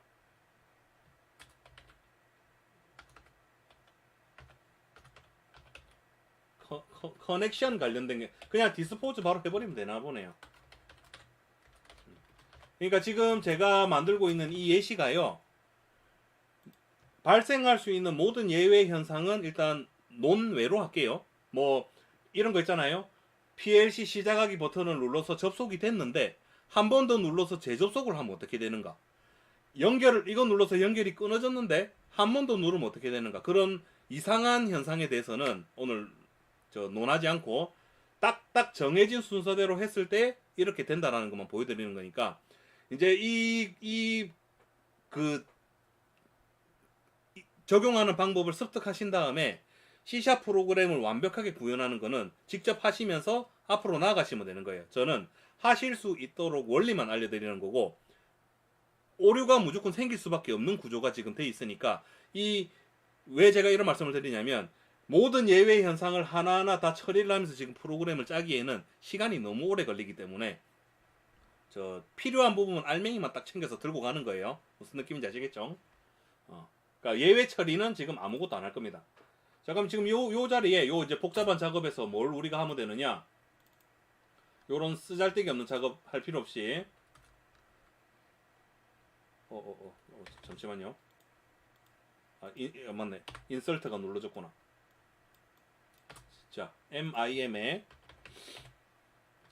라이트 싱글 코일 이미 있다, 그죠? 라이트 싱글 코일에 국번이 뭐냐?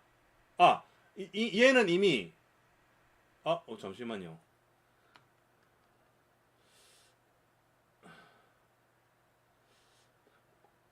이거는 저도 모드버스 TCP를 많이는 안 해봐서 그런데 일단 모드버스 TCP에는 국번이라는 게 크게 중요하지 않은 것 같습니다. 그 이유가 뭐냐면 근데 일단 해보고 그거는 말씀을 한번 드려볼게요. 왜냐면 지금 얘는 가로 열어 보시면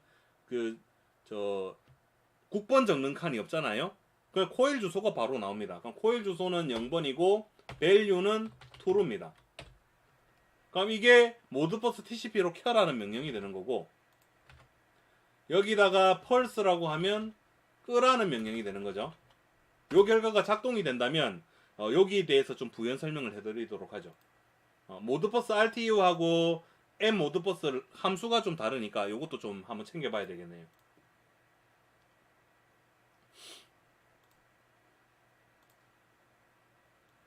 자, 그럼 제어 시작하기 딱 누르고 요걸 누르면 램프가 켜지죠? 요걸 누르면 램프가 꺼지는 겁니다. 켜지고 꺼지고 켜지고 꺼지고 켜고 끄고 켜고 끄고 되죠? 끄고 그럼 지금 보신 거는 C# 프로그램이 켜져 있는 이 컴퓨터하고 PLC하고 인터넷을 이용을 해서 지금 제어가 이루어진 것이다. 이렇게 생각하시면 되겠습니다. 자, 그럼 여기서 하나 더 알려드릴 게 있네요. 여기다가 적으면 되려나? 아니다. 그냥 하나 더 하죠.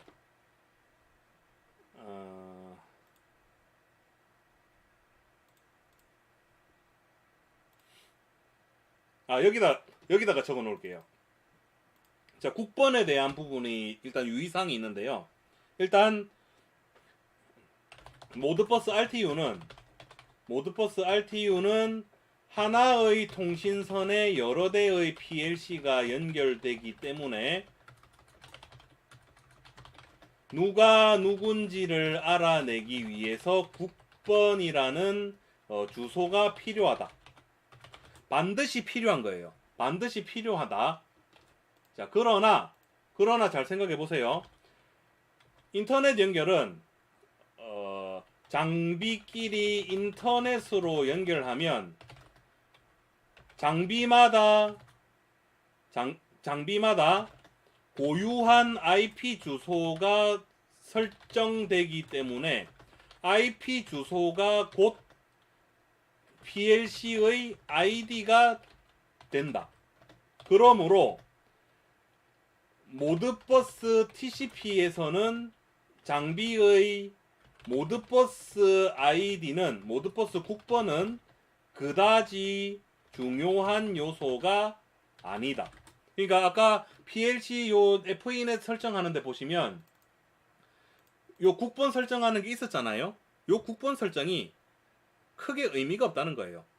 왜냐하면 어차피 요 IP 주소가 요 100번이 이 IP 주소가 내 인터넷 공유기에 PLC가 여러 개 접속한다는 개념인데 PLC가 여러 개 접속하면 인터넷 주소가 다 달라요. 그럼 인터넷 주소가 곧 그 녀석의 ID 값이 되는 건데 왜 굳이 동일한 IP 주소에 여러 개의 그 PLC가 연결이 될 수가 없는 구조인데 굳이 국번이라는 걸 쓸 필요가 있느냐? 근데 나중에 이건 제 예상입니다. 제 예상인데요. 모드버스 TCP를 약간 변형을 해서 쓰는 케이스가 있어요. 그게 정식 용어가 뭔지 모르겠는데 아마 이게 맞을 겁니다. 모드버스 TCP over RTU라는 또 독특한 용어가 있는데요. 얘는 무슨 말이냐면 모드버스 RTU로 작동하는 어떤 장비가 있는데 그 장비에 RTU를 TCP로 변환해주는 장치를 연결해두고 쓰는 걸 말하는 거예요. 그러면 이 관계가 어떻게 되냐면, 자, 마스터 장비의 중간에 중계 장비가, 이게 변환 장비가 있는 거죠. 변환 장비, 그러니까 RTU와 TCP를 변환하는 장치가 있고, 요 장치에 RTU 장비가 연결이 되는 거예요. 그러니까 마스터 입장에서는 요 변환 장비 한 놈만 딱 바라보면 되는 거예요. 변환 장비에다가 막 명령을 해주면 되는데, 문제는 이 변환 장비는 RTU 장비하고 연결이 되는 거잖아요. RTU 장비는 RS485 통신을 쓰니까 여러 대가 연결이 될 수 있다. 그러니까 변환 장비에 여러 대의 장치가 연결이 돼 있으면 서로 간에 국번이 있을 수 있잖아요. 그죠? 그러니까 변환 장비하고 마스터 사이에는 모드버스 TCP인데, 변환 장비가 여러 대의 어떤 장비를 식별하기 위해서 쓰는 아이디는 국번이 될 수가 있다. 약간 그런 개념인 것 같습니다. 근데 오늘 하는 내용에서는 퍼펙트하게 모드버스 TCP이기 때문에 방금 했던 설명이 의미가 없더라. 국번이라는 게 의미가 없더라. 어땠죠? 덥다. 채팅창 아래에 하트가 뭐냐고요? 제 단톡방이에요. 한숨 고를 겸 잠깐만 보고 가겠습니다. 지금 너무 지금 더워가지고.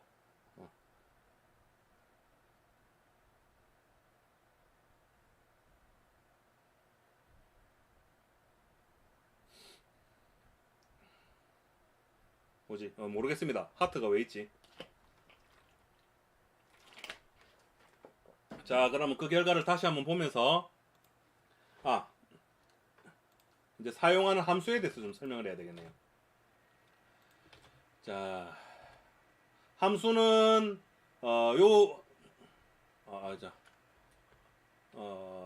n 모드버스 4의 모드버스 TCP 관련 함수 알아보기. 여기다가 한 페이지로 여기다가 정리를 하겠습니다. 먼저 가장 중요한 거. 자, 절차대로 하자면 하나씩 정리할게요. 자, 네임스페이스 추가하기. 그 이전에 라이브러리 설치하는 거는 당연히 해야 되는 거니까 생략하고요. 자, 그 다음 이거 두 개 전역 변수 추가하기.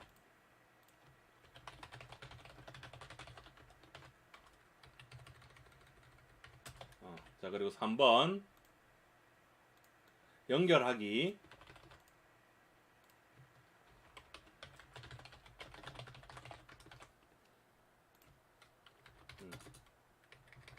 설명은 빼고 코드만 딱 넣어 놓을게요.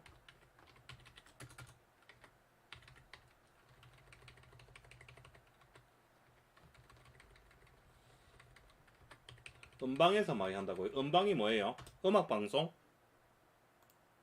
음란한 방송은 아니겠죠? 음란한 방송?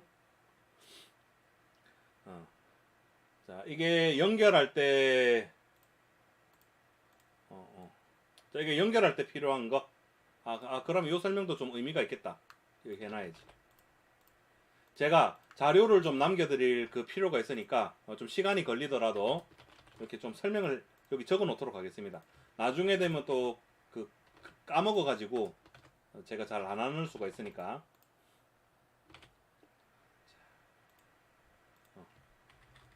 TCP 접속 관련 함수 하겠습니다. PLC와 접속하는 함수고, 그 다음 사용하기 위한 함수, 제어 관련 함수 하면 되겠네. 제어 관련 함수. 제일 첫 번째 봤던 게 요거죠. 그러면 라이트 싱글 코일,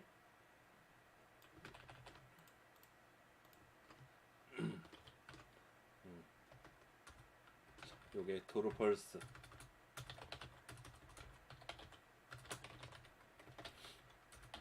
코일 주소 0에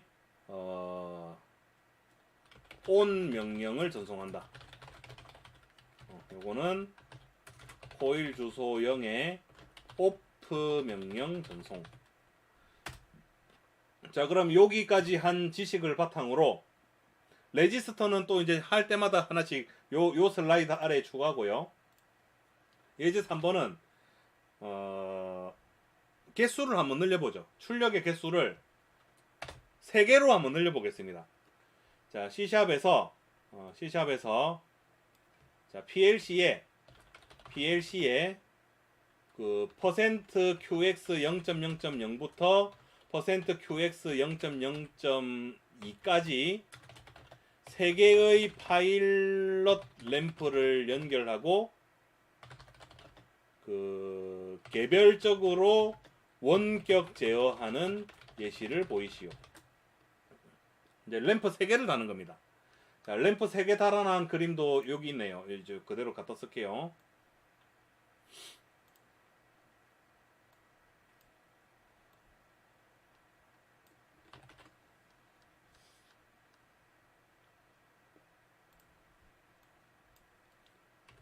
아, 제가 설정을 안 했다고요? 뭐를 설정을 해야 되죠? 자, 버튼은 필요 없으니까 빼고.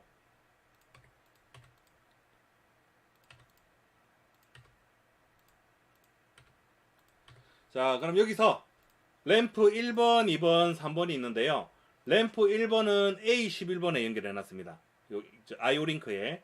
램프 2번은 B11번에다 연결했고, 램프 3는 A12번에 연결해 놨습니다. 그렇게 하면 순서대로 %QX 0.0.0, %QX 0.0.1 이렇게 가는 거고, 여기를 코일 주소 0번지로 하고, 코일 주소 1번지, 코일 주소 2번지 이렇게 하도록 세팅을 하도록 하겠습니다. 이렇게 했을 때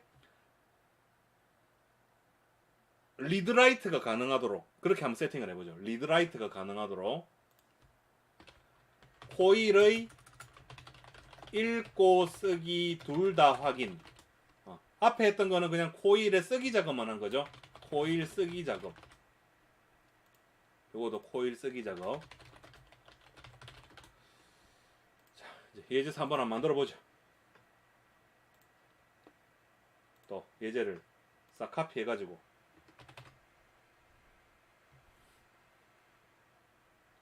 실시간 채팅창에 재미난 일이 일어나고 있다고요? 방송 중에는 방송에 집중을 해야 됩니다. 채팅창 그런 거 보면 안 돼요. 방송에 집중을 하도록 하겠습니다. 저는 나중에 보고.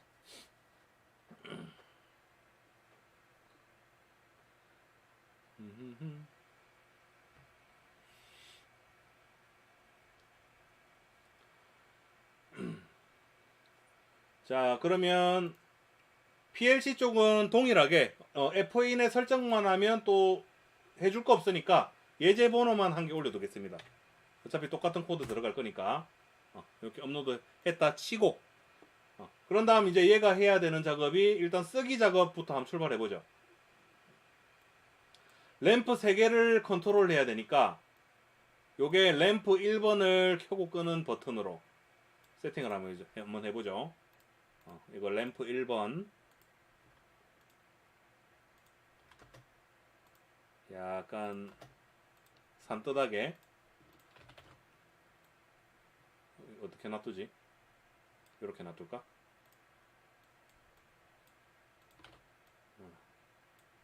자, 이건 램프 2번 램프 3번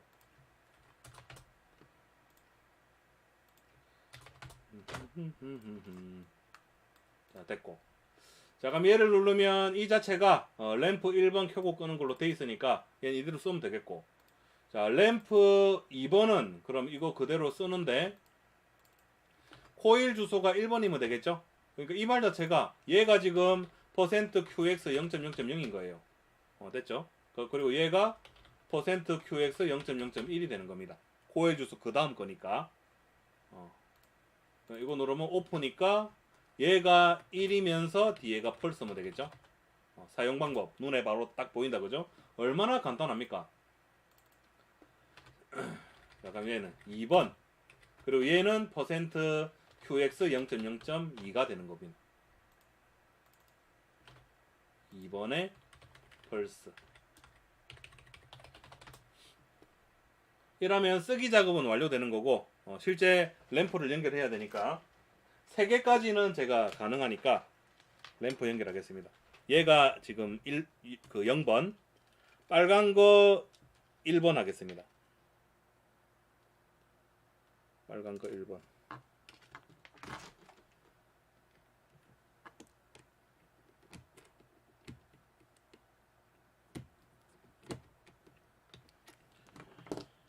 빨간 거 1번. B11번에 연결해주기.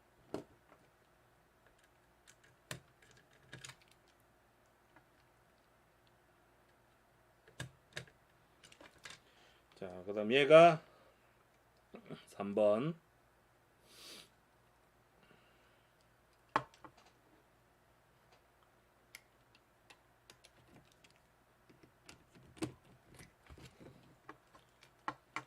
A12번입니다.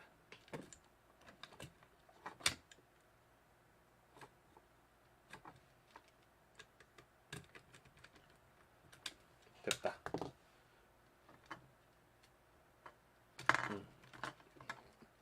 0번, 1번, 2번. 됐죠? 0번, 1번, 2번. 일단 여기까지 한번 돌려보겠습니다. 자, 켜져라.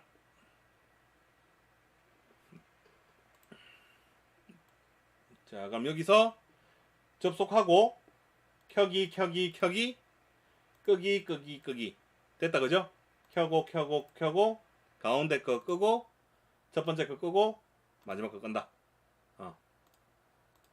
짜잔. 근데 이거 쓰기 작업만 하는 게 아니라 읽기 작업까지 하겠다라고 했으니까, 읽기라는 것은 켜져 있는지 꺼져 있는지를 읽어오겠다는 거니까요. 제가 요걸 카피해가지고, 자, 이제 요 버튼은 뭐냐면, 램프 1의 상태를 확인하는 거예요. 램프 1 상태 확인, 램프 2의 상태 확인, 램프 3의 상태 확인.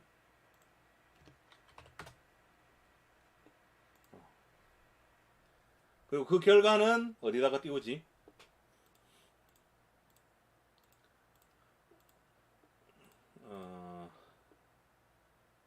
그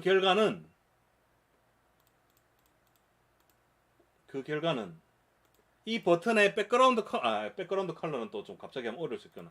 레이블 가지고 한번 표현을 해보죠. 라벨을 좀 큼지막하게 해가지고 여기다가 켜져 있으면 온이라 하고 꺼져 있으면 오프라 하겠습니다. 이런 식으로. 기본 값은 일단 오프인 걸로 가정을 해가지고 오프라고 하고, 버튼을 여기 옆에 있는 버튼을 누를 때만 요 상태가 그 체킹을 해가지고 변경될 수 있도록. 그럼 요거 누르면 이번에는 우리가 써야 되는 함수가 뭡니까? %qx 0.0.0의 상태를 읽는다.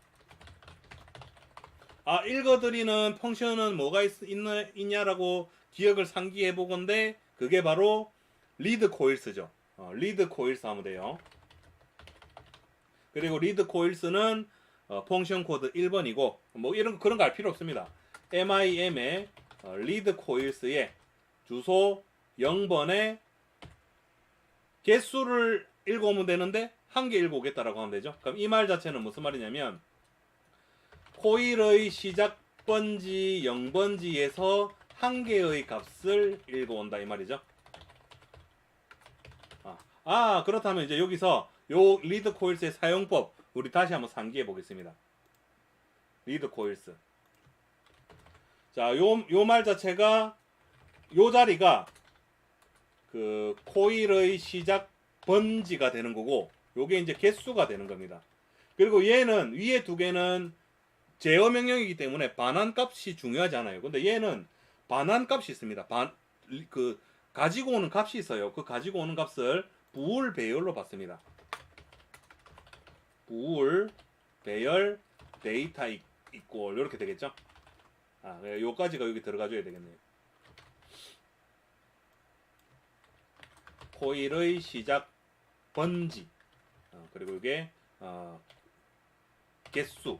그럼 지금 3개의 램프가 연결이 되어 있으니까 3개의 값을 동시에 가지고 오고자 한다면 0번지부터 시작해가지고 3개를 가지고 오라고 하면 3놈이 동시에 배열로 반환이 되는 거고, 나는 지금 한 개만 알고 싶다라고 한다면 한 놈만 부르면 되는 겁니다. 그럼 지금 방금 적어놨던 이 코드의 예시는 딱 설명이 여기 돼 있다, 그죠? 코일의 시작 번지 0번지에서 한 개의 값을 가지고 온다. 한 개, 가지고 온 값이 한 개라도 문법 자체가, 리턴 자체가 부울 배열을 반환하기 때문에 부울 배열로 받아야 됩니다. 한 개인데 배열이다. 이상하잖아요, 그죠? 배열이라는 거는 두 개 이상을 이렇게 그룹핑하는 어떤 목적성이 있는데 한 개인데 배열을 쓴다? 그렇게 만들어져 있으니까 그렇게 써야 되는 거예요. 그럼 지금 요 위치가 얘가 배열이니까 배열의 문법을 따라야 되겠다, 그죠? 한 개가 들어왔을 거니까, 자, 만약에 데이터에 대괄호 열고 0이라 해야 되겠죠? 배열의 문법을 따라야 됩니다. 요게 true, false로 나뉠 거고, 얘가 true라는 얘기는 켜져 있음을 의미하는 거고, false면 꺼져 있음을 말하는 겁니다. 오프 상태입니다. 그럼 거기에 맞게 각각의 레이블이 값이 들어가면 되겠죠? 얘는 레이블 1입니다. 라벨 1. 라벨 1의 텍스트는 on, 꺼짐이면 off. 켜라는 명령 보낸 다음에 켜졌는지 체킹하면 되겠다, 그죠? 제가 마찬가지 방법으로, 자, 요거 누르면 얘는 1번지부터 한 개를 가지고 오라면 되는 거죠. 그리고 얘는 2번지부터 한 개를 가지고 오라. 그 차이 아시겠죠? 그러니까 이거 두 개의 차이를 이해를 하면 되겠죠? 자, 이거는 코일의 시작 번지 1번지에서 한 개의 값을 읽어온다. 그리고 한 개 더 해보죠. 자, 0, 3이라고 이렇게 해놨다면 코일의 시작 번지 0번지에서 세 개의 값을 동시에 읽어온다. 따다다닥 해가지고 우리 결과가 다 레이블 1이네. 자, 이게 레이블 2고 레이블 3다. 요라면 뭐 어려울 거 전혀 없죠. TCP 커넥션 하고 지금 누르면 다 오프죠, 그죠? 켜고 이렇게 켠 다음에 누르면 on 코일의 상태가 PLC로부터 리포트가 되는 거예요. 끄고 누르면 얘는 오프죠. 끄고 누르면 오프, 끄고 누르면 오프. 됐죠? 방금 보신 게 3번 예제입니다. 맞나? 됐네요. 덥다 덥아. 이제 레지스터 한번 가보도록 하죠.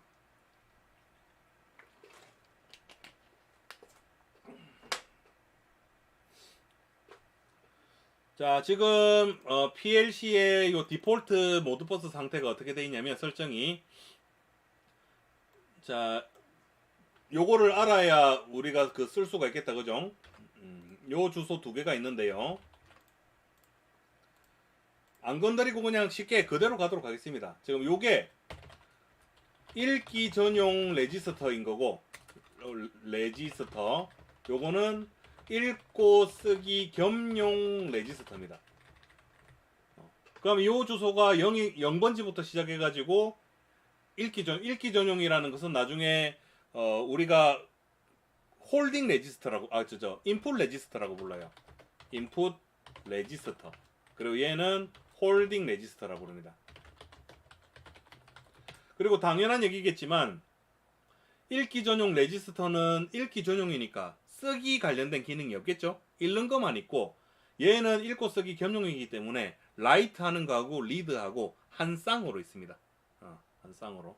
그리고 3번 예제 종료하기 전에 한 개의 버튼을 더 만들죠.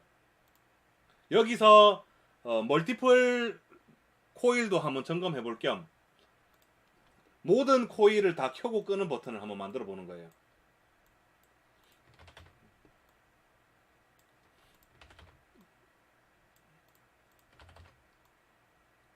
자, 그럼 이거는 모든 램프 다 켜는 거고, 이거는 모든 램프 다 끄는 겁니다. 그리고 이거는 모든 램프 상태 확인. 그럼 지금 요 기능을 실현하기 위해서 써야 되는 게, 근데 잠깐만요. 얘도 왠지 타임아웃 발생하면 트라이 캐치 해야 될 것 같은데 제가 그거 지금 까먹었네요. 그러니까 정확하게 하자면 왜 하는지에 대해서는 제가 직전 편에서 알려드렸었는데요. 다시 한번 알려드리겠습니다. 지금 이 모든 기능이 정상적으로 다 세팅이 돼 있을 때 요렇게 쓰는 거고, 지금 이 라이트 싱글 코일이라는 함수 자체가 마스터 장비에서 PLC에다가 요청했는데 얘가 응답을 안 해줄 수도 있잖아요, 그죠? 그러면 C샵에서는 지금 어떻게 세팅이 되어 있냐면, 만약 PLC가 응답하지 않는다면 익셉션을 발생시킵니다. 익셉션을 발생시킨다. 일부러 그렇게 만들어 놓은 거예요. 그러니까 익셉션 발생시킬 거니까 네가 코드를 그렇게 쓰라고 만들어져 있습니다. 그리고 C샵에서는 그 익셉션을 처리하는 코드가 트라이 캐치예요. 트라이 캐치. 근데 얘가 익셉션을 발생을 시켰는데 익셉션을 발생시키는 그것에 대해서 대비를 하지 못하면 프로그램이 즉시 꺼져 버립니다. 그러니까 무슨 느낌인지 아시겠죠? 치명적인 문제를 야기할 수 있다는 거예요. 그래서 자, 트라이 캐치 안에 트라이 부분 안에 얘가 들어가 있으면 돼요. 시도했는데 익셉션이 발생하면 캐치로 들어갑니다. 이 부분이 이제 PLC가 응답하지 않는다면이 되겠죠. 그럼 그거를 제가 연출할 수 있는 방법이 있어요. 연결 안 하고 눌러보면 그게 익셉션 발생하는 상황 아니겠습니까, 그죠? 그럼 여기 리치 텍스트 박스 1에다가 리치 텍스트 박스 1의 텍스트에 PLC와 접속할 수 없습니다. 두리뭉실하게 이렇게 쓴다면 접속을 안 누르고 이걸 누른다면 PLC와 접속할 수 없는 상태가 되는 거죠. 뭔지 알겠죠? 익셉션을 발생을 시키더라. 그러니까 이 모든 게 다 트라이 캐치 안에 들어있어야 된다는 겁니다.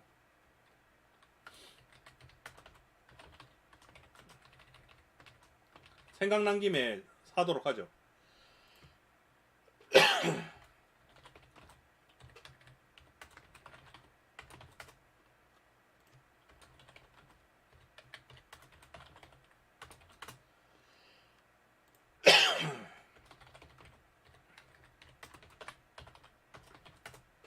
아이, 맞네.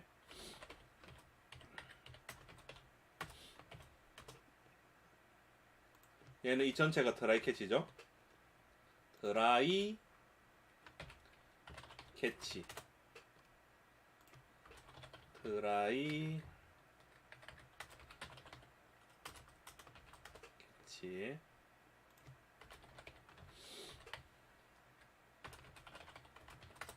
됐다. 자, 그럼 여기도 자, 트라이 캐치로 이미 딱 골격 잡아놓고, 그럼 지금 얘는 해야 되는 작업이 뭐냐면 모든 코일을, 그러니까 코일 3개를 동시에 쓰기 작업을 한다. 지금 위에 있는 라이트 코일은 라이트 싱글 코일이에요. 한 개의 코일만 온오프 하는 거고, 그럼 얘는 라이트 멀티플 코일로 가야 돼요. 그럼 라이트 멀티플 코일은 누구냐? 쟤를 쓴다는 것만 알고 있으면 되는 겁니다. MIM 점 찍어보면 이거 나오잖아요, 그죠? 나온 거에서 라이트 W까지만 딱 치면 라이트 멀티플 코일 딱 나오지 않습니까? 딱 치고 가로 딱 열면 그러면 코일의 시작 번지가 뭐냐?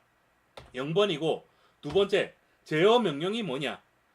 싱글 코일일 때는 true false 입력해주면 되는데 얘는 여러 개를 동시에 하니까 배열을 입력을 해줘야 돼요. 그러면 요거 이전에 전부 다 켠다 하니까 자, 바이트 cmd 커맨드 하죠.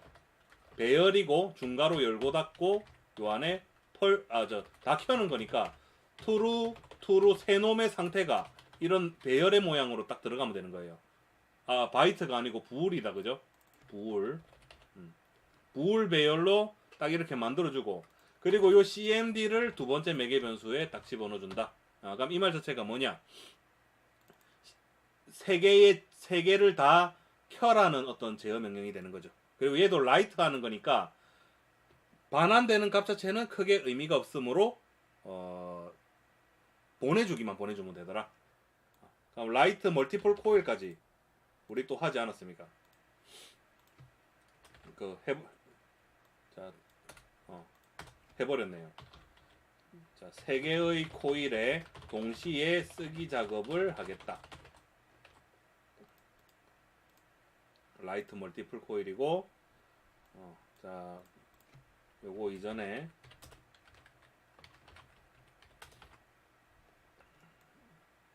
이렇게 하면 더 헷갈리겠다. 그냥 이렇게만 적어놔도 무슨 느낌인지 아시겠죠? 0은 시작 코일의 시작 주소.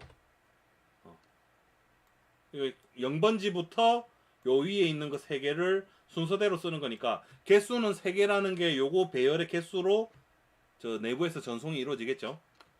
그렇습니다. 그대로 가지고 가서 동시에 끄는 거는 얘가 3개가 다 펄스가 들어가면 되겠죠. 그리고 모든 상태 확인은 얘는 어차피 리드 코일스가 멀티플이 가능했어요. 그래서 이렇게 바로 하면 됩니다. 자, 불의 데이터는 MIM의 리드 코일스 0번지부터 3개를 동시에 가지고 와라.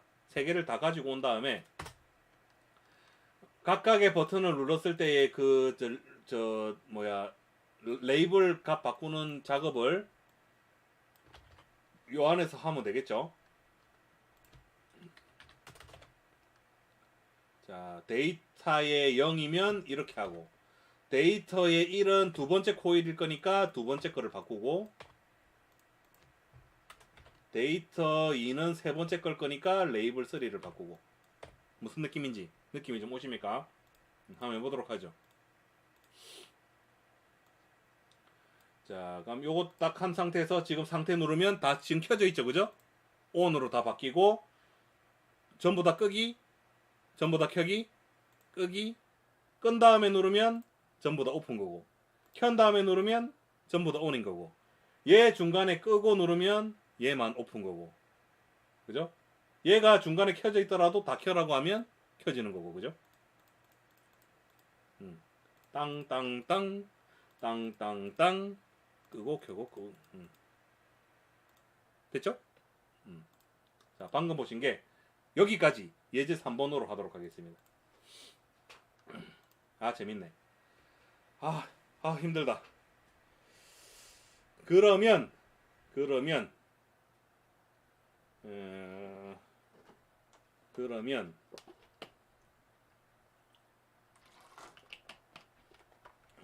그래도 건너뛸 순 없으니 레지스터도 한번 하고 넘어가겠습니다. 자, 예제 4번은 램프는 그냥 의미 없이 다 이렇게 연결해 놓고, PLC의 읽기 전용 레지스터와 읽고 쓰기 겸용 레지스터의 값을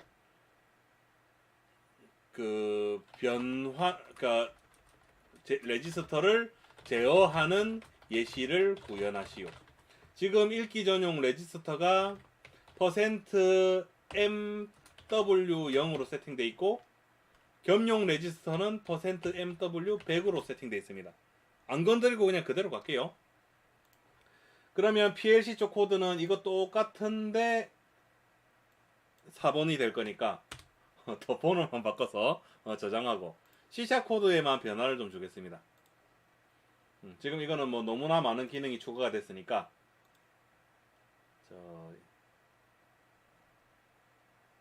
2번 코드를 카피해서 쓰겠습니다.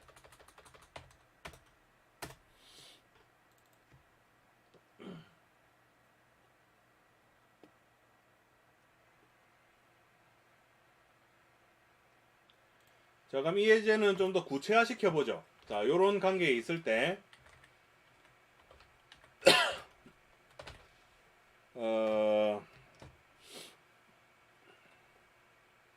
아니다. 읽기 전용 레지스터는 읽을 수밖에 없으니까 PLC 쪽에서 무슨 값을 지정을 해주긴 해줘야 되겠네요. 읽기 전용 레지스터. 어떻게 하는 게 가장 합리적일까? 버튼을 하나 달아가지고 업 카운터를 해버릴까? 그런 것들은 조금 이따가 응용 예제를 하나 만들면서 보여드리겠습니다. 근데 얘는 읽기 전용 레지스터니까 지금 PLC의 초기 값을 줘야 읽을 수 있으니 초기 값을 한번 줘보도록 하죠. 자, 그럼 PLC 4번 예제는 코드를 새로 업로드 해줘야 되겠습니다. 자, 변수 쪽으로 가가지고 지금 읽기 전용 레지스터가 MW0인데요. 여기서 읽기 전용이라는 거는 외부에서 읽기 전용이라는 거고, PLC 자기는 지 메모리 지가 쓰는데 뭐 누가 어떻게 할 건가요, 그죠? 그래서 변수를 두 개를 만들겠습니다. 자, 잘 보세요. 변수 이름을 뭘로 하지? read only one. 타입은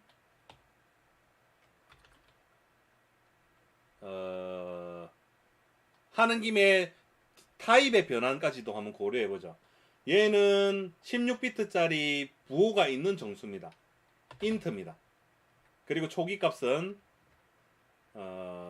마이너스 1, 2, 3, 4, 5로 하겠습니다. 마이너스 1, 2, 3, 4, 5. 그리고 주소 해줘야 돼. 주소는 %MW 0에다가 세팅을 해줄게요. 그리고 두 번째 변수는 read only 2고 부호가 없는 정수입니다. 얘는 uint 그리고 %MW 1에다가 지정을 해주고 초기 값은 1, 2, 3, 4, 5로 하겠습니다. 얘는 읽기 전용이니까 저 값을 C# 쪽에서 읽어가서 출력해버리면 끝나는 거죠. 그죠? 그리고 읽고 쓰기 겸용은 별도로 안 만들어줘도 어차피 내가 읽고 쓰기 할 거기 때문에 초기 값은 없어도 될 것 같습니다. 그래서 이 코드를 쓰기 하겠습니다. SSS님 반갑습니다. 와 진짜 덥다.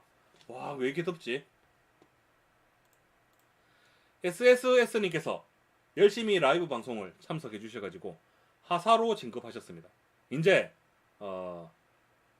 빼도 박도 못하는 직업 군인의 세계로 뭐 그런 건 좀 이상한가? 하여간 앞으로도 많은 방문 부탁드리겠습니다. 짝짝짝짝짝. 보상은 녹한다의 박수. 짝짝짝짝. 보상입니다. 자, 이제 요 코드 들어갔고, 그러면 지금 이 두 개의 값을 C샵에서 한번 읽어와 보는 거예요. 어떻게 하면 과연 요 두 개의 값을 읽어올 수 있을 것인가?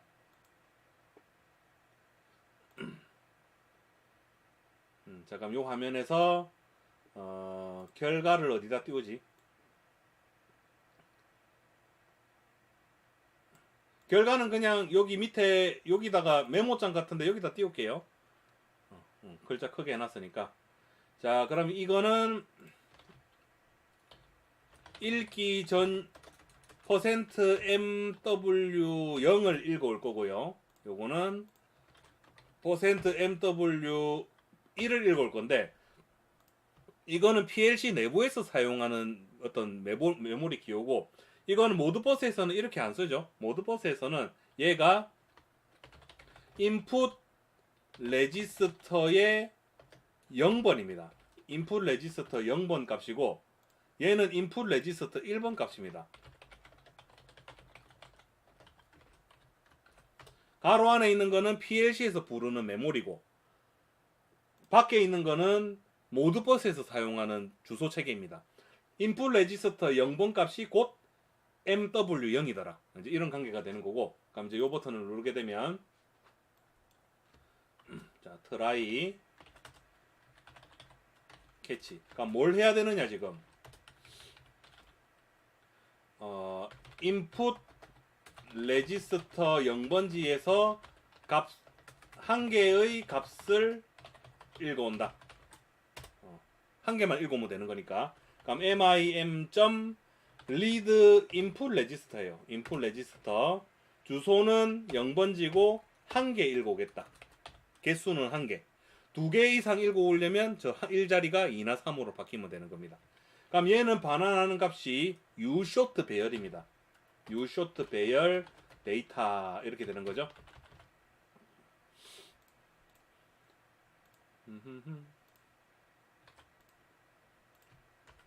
자, 그럼 이 말 자체가 읽기 전용 레지스터에서 한 개의 16비트 메모리 한 레지스터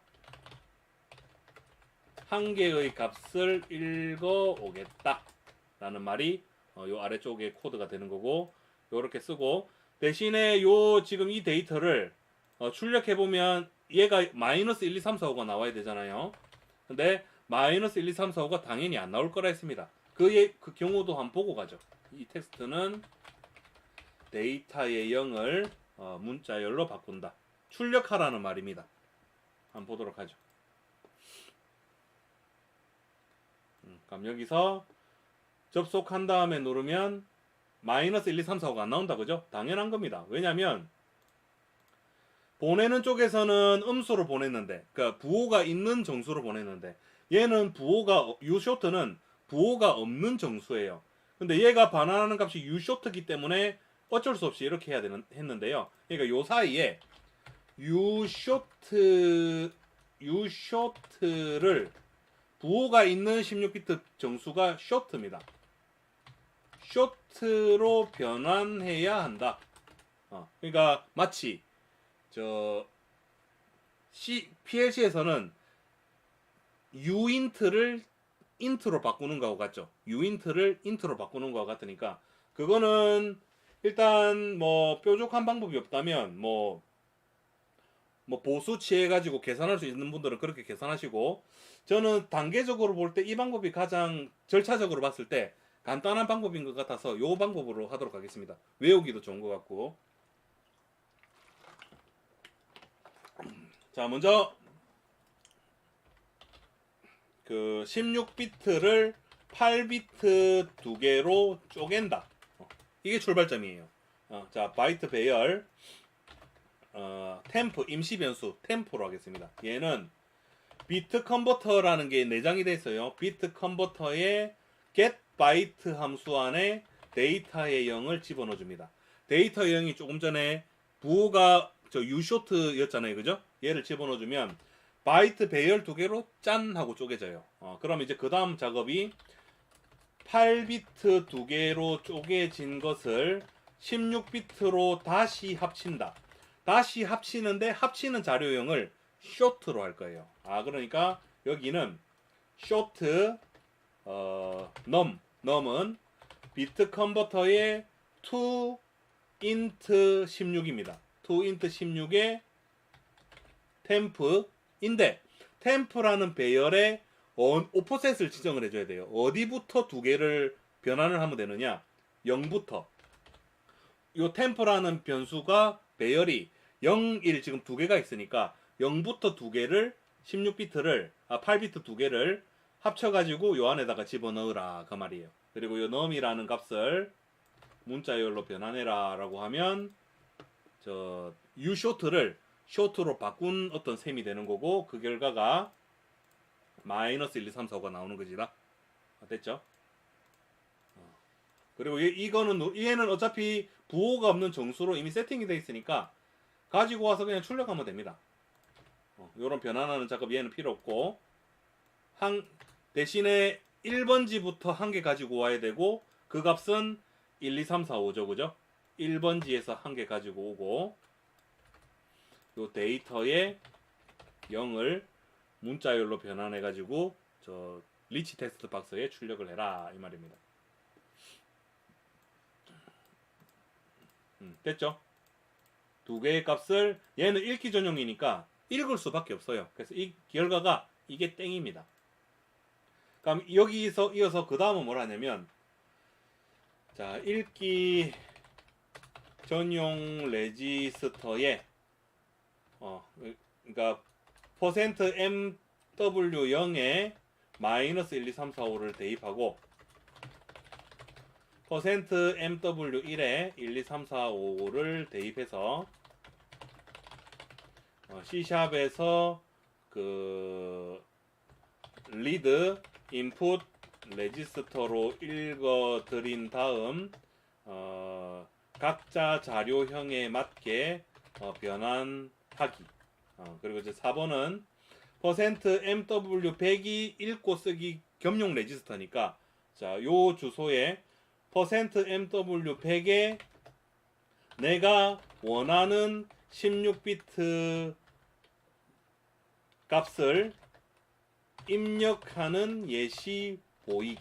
이번에는 읽고 쓰기니까 내가 이번에는 쓸 수도 있는 거잖아요. 쓴 다음에 읽어드리면 그 결과가 바로 확인이 되는 거니까 코너 속의 코너 한번 만들어 보도록 하죠. 아, 힘들다. 자, 그러면 자, 버튼을 하나 더 만들어 가지고 자, 이거는 쓰기 하겠습니다. 뭐라고 하지? 레지스터 쓰기 %MW100에다가 쓰겠습니다. %MW100에 어떤 값을 쓸 건지를 결정을 해줘야 되는데요. 그거는 입력을 하도록 할까? 아니다. 그냥 지정된 값이 가도록 하죠. 얘는 레지스터에다가 1, 2, 3, 4, 5를 요 주소에다가 요 값을 넣고 요 버튼을 누르면 10101이 들어가도록 하겠습니다. 그럼 요 두 개의 차이를 우리가 확인할 수가 있겠죠. 이건 쓰기고 또 읽기 할 수가 있어야 되겠죠. 레지스터 읽기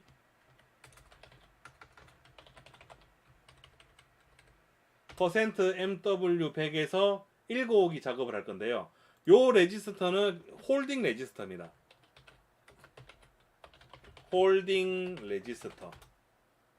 홀딩 레지스터의 0번지가 PLC에서 %MW100에 해당되는 것이다. 기억하시죠? 다들 기억하시죠? 그죠? 그러니까 자, 지금 이제 하나하나 해보죠. 그럼 요거 누르면 트라이 캐치. 해야 되는 작업은 MIM의 라이트 싱글 코일, 라이트 싱글 코일에 0번지에 1, 2, 3, 4, 5라는 값을 라이트 하겠습니다. 이 말이죠. 근데 C샵을 쓰다 보면 요렇게 빨간 줄이 끄일 때가 있어요. 요거는 왜 그러냐면 상수에 대한 기본 자료형이 뭔가에 대한 부분인데요.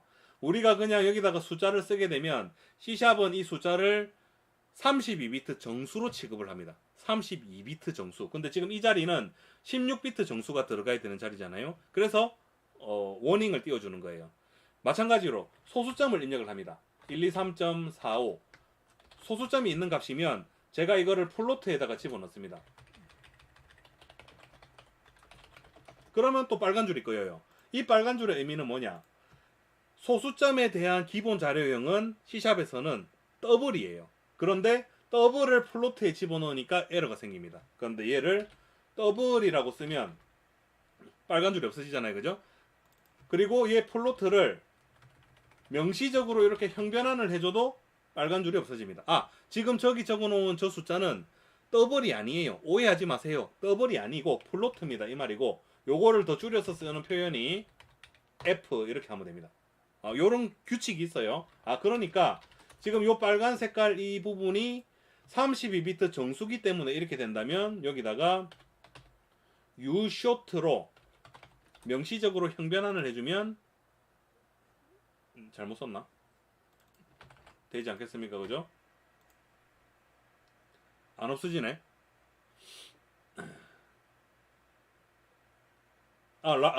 라이트 싱글 코일 뭡니까 이거? 왜 라이트 싱글 코일? 라이트 싱글 레지스터가 들어가야 되죠, 그죠? 그리고 얘도 마찬가지로 얘는 빨간 줄 안 꺼지네. 상관없네요, 그죠? 이상한 짓을 하고 있었군요. 자, 끝났습니다. 자, 그리고 이거 누르면 10101이 들어가고 요 버튼을 누르면 읽어오면 되는데요. 얘는 홀딩 레지스터가 되는 거예요. 그래서 이제 요거에 대해서 또 여기다가 기록을 해놔야죠.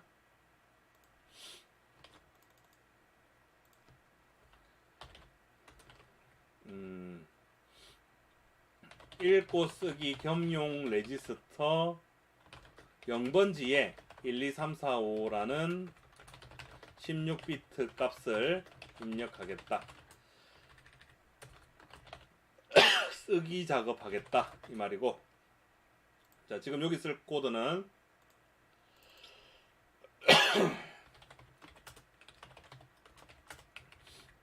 MIM의 리드 홀딩 레지스터입니다.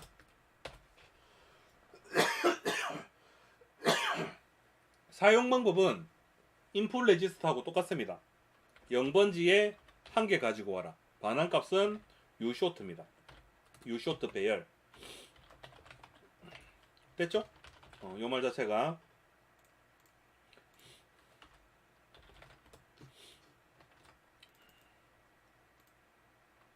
자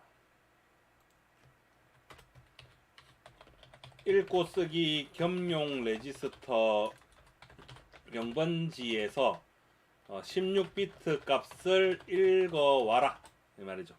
리드 해라.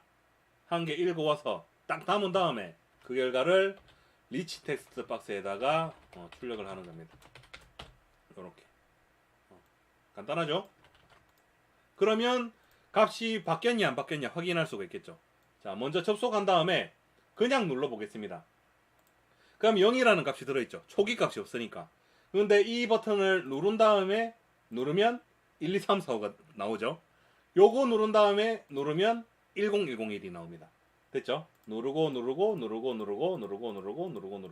레지스터 값이 변화가 있더라. %MW100이라는 PLC 내부에 저장 공간이 있는데 그 공간에다가 원격 프로그램이 값을 내 원하는 값을 넣었다 뺐다 하는 거예요. 그럼 그 값이 뭔가를 제어하는 데 사용하는 어떤 숫자 값이 될 수가 있겠죠. 뭐 모터의 속도라든지 아니면 뭔가의 높이 이런 거라든지 그런 거를 이런 식으로 하면 될 것 같다. 됐고, 자 그러면 이제 리드라이트 멀티플 레지스터만 하면 끝이 나겠네요. 근데 그건 좀 어려우니까 생략을 할까? 어떡하지? 자 일단 이 정도 하면 레지스터는 충분히 다루실 수 있을 것 같으니까 응용하는 예제로 이제 넘어가 보도록 하겠습니다. 일단 그 라이트 멀티플 레지스터 이런 부분은 스스로 한번 해보세요. 일단 생략하겠습니다. 살짝 조금 귀찮아져 가지고 자 이제 여기까지가 예제 4번입니다. 예제 5번은 잠시만요. 이거 이런 설명이 어딘가에 좀 들어가야 되는데 여기다가 집어넣을까?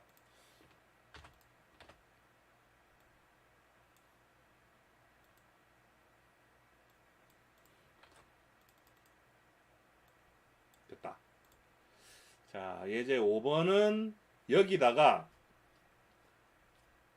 램프만 2개 연결, 버튼만 2개 연결하겠습니다. 버튼만 2개.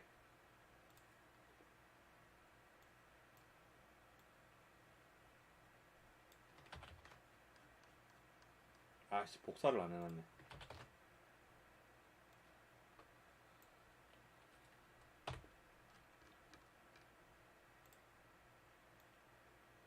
자, 딱 해가지고 그냥 이렇게 그냥 연결하는 걸로 할게요. 램프 3개는 원래 연결되어 있는 거 그대로 유지하고 버튼 2개를 A 1번하고 B 1번에다 연결하겠습니다. 그러면 A 1번 자리가 %IX 0.0.0이 되는 거고 B 1번 자리가 %IX 0.0.1이 되는 거고 모드 버스 측면에서 보자면 인풋 레지스터가 되는 거예요. 인풋 레지스터. 됐죠?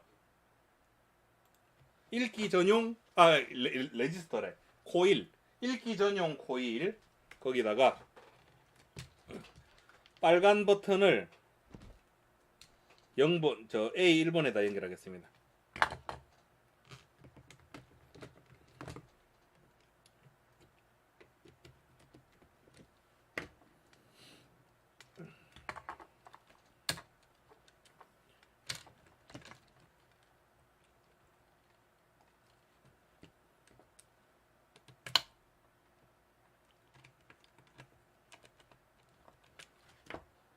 오늘도 상당히 어렵죠.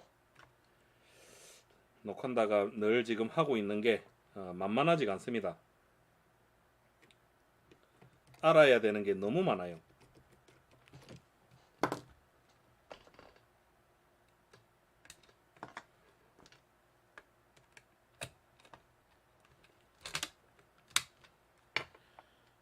자, 이제 버튼 두 개를 이렇게 상큼하게 딱 달아놨습니다. 그럼 이제 이거 가지고 뭘 하느냐? 예제 5번을 한번 만들어 보겠습니다. 예제 5번.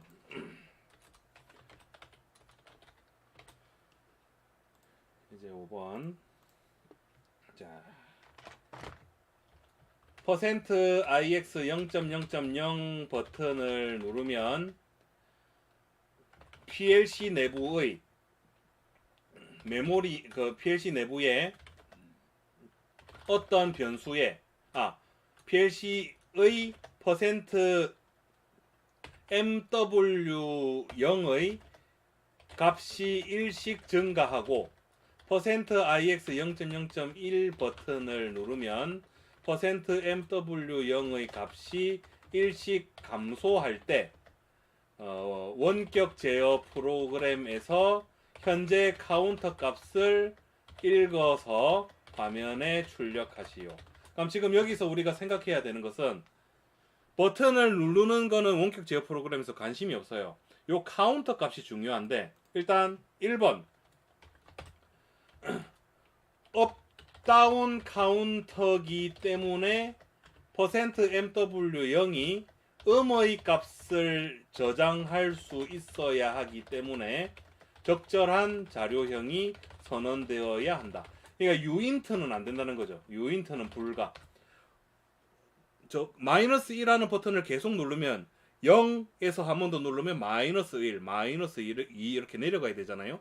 그런데 애초에 마이너스를 저장할 수 없는 유인트를 쓰게 되면 이상하게 값이 나올 수 있는 거예요. 그래서 인트로 가야 될 것이다. 그리고 2번 %MW0은 읽기 전용 레지스터이므로 원격 제어 프로그램에서 리드 인풋 레지스터를 사용해야 할 것이다. 됐죠? 이 두 개만 한다면 5번 예제는 그다지 어렵진 않을 것 같습니다. 한번 해보도록 하죠.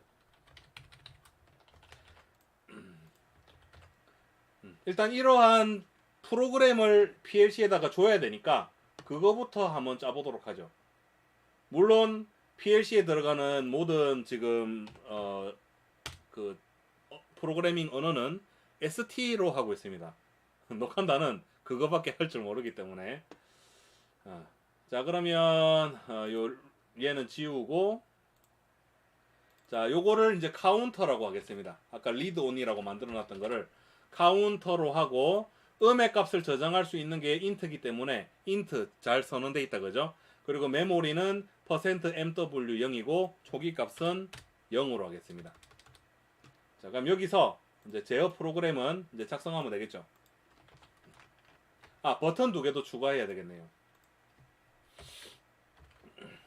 자 이게 업 버튼 btn 업이라죠. 업 버튼은 %ix 0.0.0이고요. dn 다운 하겠습니다. 다운 버튼은 %ix 0.0.1에 있습니다. 그리고 버튼을 눌렀을 때 업다운 카운트를 하기 위해서는 누름이 지속된 거는 의미가 없고 딱딱 엣지를 검출해야 되기 때문에 상승 엣지를 각각 검출할 수 있는 함수 블럭을 추가하겠습니다.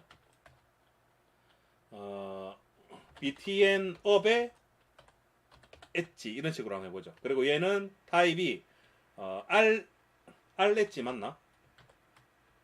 r 트리그 r 트리그 이게 엣지 검출하는 함수 블럭이죠. 그리고 btn dn의 엣지는 마찬가지로 r 트리그. 그럼 함수 블럭은 제일 처음 해야 되는 게 인스턴스를 만들어 줘야 되더라. btn의 업의 엣지는 코가 가려워서 코 좀 파겠습니다. 자, 요 CLK에 그 해당되는 버튼을 물리주면 되죠. btn 업. 그럼 이게 가지는 의미는 이 TN 업 버튼의 상승 엣지를 검출하겠다. 이 말을 이렇게 쓰는 거고, 마찬가지로 이 TN DN 됐죠. 그럼 엣지가 검출이 됐냐 마냐는 뭐 어떻게 할 수 있느냐? if btn up 엣지의 이 엣지 점 q가 true면 엣지가 검출된 겁니다. 그럼 이 말 자체가 up count 버튼 눌려짐이 해당이 되고, 주흠님 딱 시간대를 보니까 이제 한잔하러 가시는 그런 상황인가요? 들어가십시오. 한잔하는 상황. 자, 다운의 엣지가 되면 이제 다운 카운트 버튼이 눌려진 거고, 요거는 카운터가 하나씩 올라가면 되는 거죠. 카운터 플러스 1. 얼마나 쉽습니까? 얘는 마이너스 1. 그럼 이 ST 쪽에 이 코드가 PLC 쪽에 작동이 되는 거고, 원격 제어 프로그램이 관심 있는 거는 요 메모리입니다.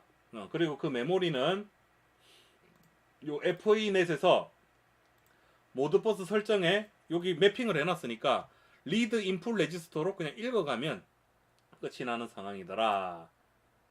요 코드를 업로드 해주겠습니다. 쓰기.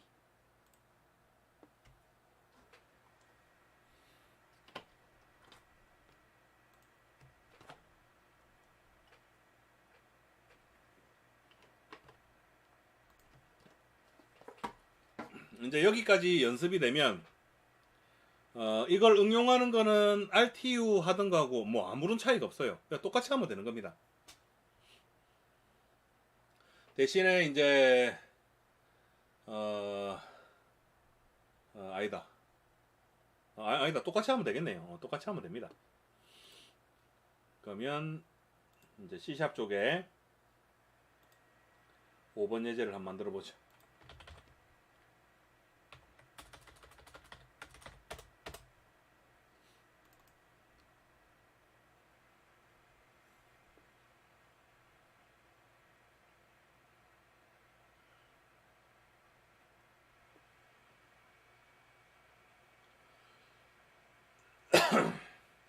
자, 이번에는 C샵에서 연소국 해가지고 계속 레지스터 값을 읽어오도록 그렇게 한번 만들어 볼 건데요.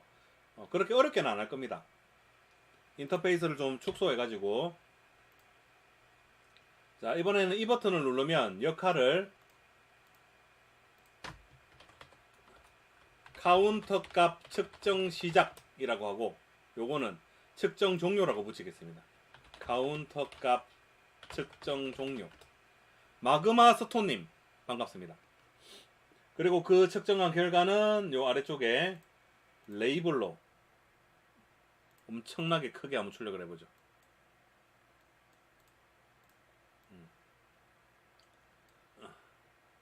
자, 지금은 아무런 값이 없는 상황이고, 그럼 자, 요걸 누르게 되면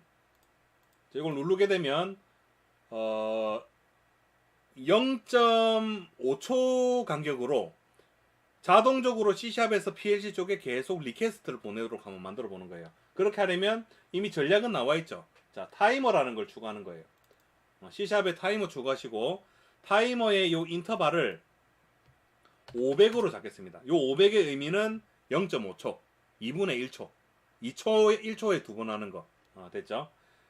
그럼 요 타이머를 더블 클릭을 하면 타이머 틱 이벤트가 생성이 되고, 그럼 요 안에 들어가는 코드는 0.5초 간격으로 타이머가 작동이 된다면, 그러니까 작동이 되었을 때 0.5초 간격으로 뭐 할래 하는 게 요 안에 들어가면 돼요. 그러면 나는 자, 트라이 캐치. 일단 이거 이전에 그 PLC에 인터넷 연결이 무조건 돼줘야 되겠다, 그죠? 누르기 전에 인터넷 연결은 무조건 하는 거다라는 가정이 있을 경우에 MIM에 리드 인풋 레지스터 0번지에서 한 개를 읽어와서 Ushort의 배열에 데이터로 집어넣는데 이게 음수일 수도 있다라고 했잖아요. 그럼 음수일 수도 있을 경우에는 이거는 양수만 C샵에서 양수만 저장하는 게 유쇼트이기 때문에 변환을 해줘야 된다고 했습니다. 그러면 자 바이트 배열의 임시 변수 템프에다가 비트 컨버터의 get 바이트 데이터 받은 것 중에 첫 번째를 16비트를 8비트 두 개로 쪼개가지고 템프에다가 빡 넣어주고 그 다음에 쇼트 이제 요게 이제 변환되는 거죠. 카운터는 비트 컨버터의 to int 16비트짜리 int로 템프 배열에 들어있는 거에 0번부터 해가지고 두 개를 8비트 두 개를 합쳐가지고 16비트인데 부호가 있는 16비트 정수로 변환을 해라. 그러면 최종적으로 카운터가 만들어지고 그 결과를 레이블 1에다가 출력을 하겠습니다. 라고 하면 끝이 나는 상황이죠. 됐습니까? 방금 제가 했던 말을 C# 코드로 옮기면 바로 이렇게 되는 것입니다. 작동을 한번 시켜보도록 하죠. 이게 다 된 거 아니죠? 카운터 측정 시작을 누르면 타이머가 작동되면 돼요. 타이머 스타트. 쉽죠? 요 버튼을 누르면 타이머 1 스톱. 켜져라 멈춰라. 그럼 요 코드를 딱 돌려보면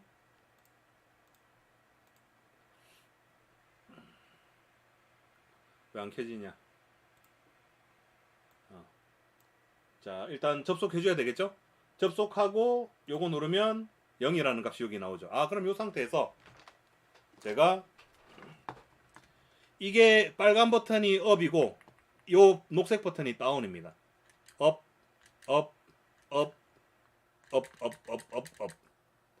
다운, 다운, 다운, 다운, 다운, 다운. 중요한 건 0보다 0에서 마이너스 요 다운을 한 번 더 누르면 음의 값으로 이렇게 가야 된다는 거죠. 요거를 위해서 비트 컨버터를 했다. 이렇게 생각하시면 되겠습니다. 그러면 모드버스 TCP를 이용을 해가지고 요 PLC 내부에 인풋 레지스터 값을 읽어오는 예제가 방금 구현이 된 거예요. 됐죠? 업 카운트, 다운 카운트. 할 거 다 했으면 요거 타이머 종료하면 더 이상 리퀘스트를 보내지 않으니까 작동은 되지 않겠죠. 그러다가 지금 작동은 안 되지만 PLC 내부에 메모리 값은 쓰고 있다 그죠? 요 상태에서 다시 하면 51이라고 뜨죠. 변화가 있었으니까. 됐습니다.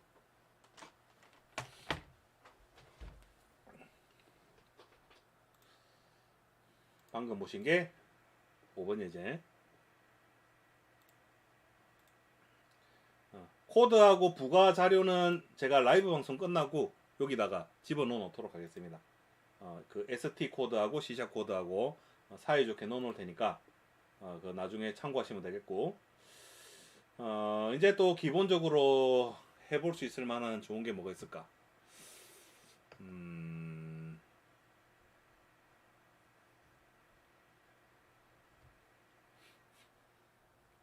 오늘은 이 정도 하고 그냥 도망갈까요? 너무 복잡한 거 하려니까 되게 힘드실 것 같은 생각이 들어가지고 좀 재미가 있을 만한 거 위주로 한번 해보겠습니다. 계속 어렵게 가지 말고 좀 쉬우면서 다양하게 해볼 수 있는 그런 거 위주로. 어차피 C샵도 할 줄 알아야 되니까. 근데 또 그 하려니까 마땅하지가 않네.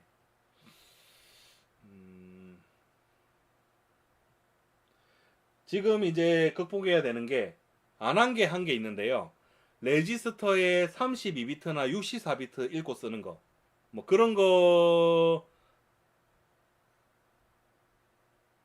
한번 해보죠. 자, 이번에는 좀 어려울 수도 있어요. 자, 어려울 수 있습니다. 자, 예제 6번.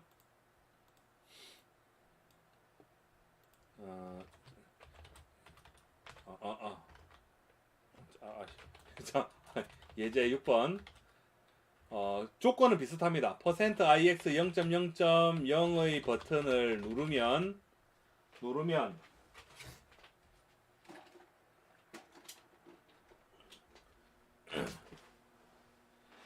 값이 0.01씩 증가하고 %ix 0.0.1의 버튼을 누르면 값이 0.0.1씩 감소할 때 원격 제어 프로그램에서 그 PLC 내부의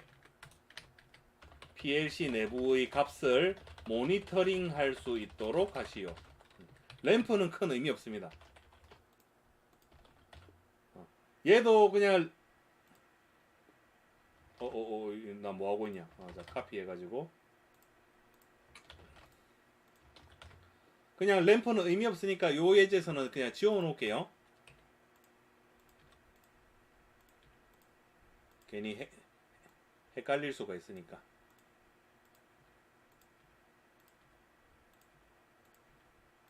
깔끔하게.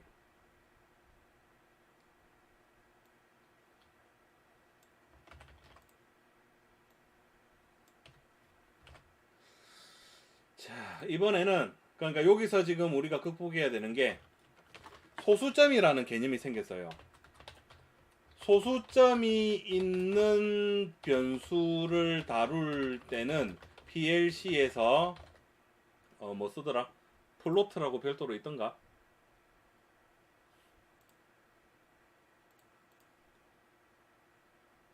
리얼이네요. 리얼이라는 걸 씁니다. 리얼이라는 자료형을 쓰고 얘는 32비트의 저장 공간을 필요로 한다. 그렇다는 말은 모드버스에서는 16비트 단위를 레지스터의 기본 단위로 한다. 그렇다는 말은 모드버스에서 32비트를 읽기 위해서는 레지스터 2개를 활용해야 한다. 그러니까 PLC 쪽에서는 32비트짜리 한 덩어리예요. 그런데 저 모드버스에서는 그게 16비트짜리 2개로 취급이 된다는 거예요. 그래서 그 과정을 지금 한번 보시게 되겠습니다. 그럼 이번에는 자, 요게 PLC 쪽에 이제 6번 예제로 가도록 하죠. 야, 지친다. 똑같은 방식으로 하되 일단 요 카운터라는 이 값이 메모리 할당부터 지우겠습니다. 바뀔 거니까 얘가 리얼이 될 거고요. 요 리얼은 32비트짜리이기 때문에 그러니까 D로 선언돼야 됩니다. 그러니까 %MD0이어야 되겠죠. MD0 더블 워드 가운데 W가 아니라 D인 거는 워드에 곱하기 2라는 거고 L이라고 적으면 워드에 곱하기 4가 되는 겁니다. 64비트가 되는 거니까 %MD0이라고 해주면 되겠죠. 그리고 ST 쪽 코드는 저기다가 0.01씩 오르거나 내려가면 되는 거예요.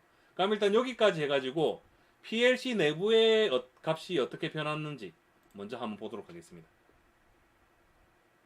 이 코드를 넣었을 때 자, 모니터 시작 딱 누르면 우리가 봐야 되는 거는 요 카운터 값이에요. 요 카운터 값 업 한번 눌러 보겠습니다. 근데 이게 지금 10의 이렇게 지수성이 달려가지고 좀 보기가 어려운데요. 그러니까 뭐 하여간 막 소수점에 막 변화가 있는 건 알겠죠? 뒤에 E-2라고 붙어 있는 거 이게 뭐냐면 10의 마이너스 2승이에요. 그러니까 지금 이 값은 어떤 의미를 가지냐면 앞에 공 2개가 달라붙는 겁니다. 0.0899 이런 상태인 거예요. 0.0899 그러면 0.1씩 올라가고 있는 게 확실하죠. 뭐 아무튼 그렇습니다. 그럼 요런 상황일 때 요 값을 C샵에서 읽어가 보겠습니다.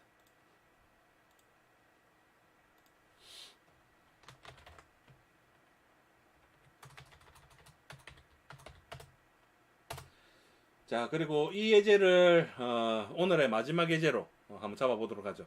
너무 또 머리 아프시니까 괜히 어려운 예제는 안 만들도록 하겠습니다.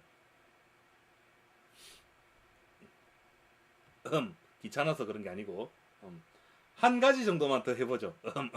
너무 무책임한 것 같으니까. 또 너무 빨리 끝나면 안 되니까. 자, 잘 보세요. 그럼 이 타이머가 할 일이 이제 변경이 됩니다. 0.5초 간격으로 뭘 하냐면 레지스터의 0번지부터 이번에는 2개를 읽어오는 겁니다. 2개. 됐죠? 리얼이 32비트이기 때문에 레지스터 2개를 읽어와야 한다. 16비트짜리 2개를 읽어와야 된다 이 말이죠. 근데 문제가 이번에는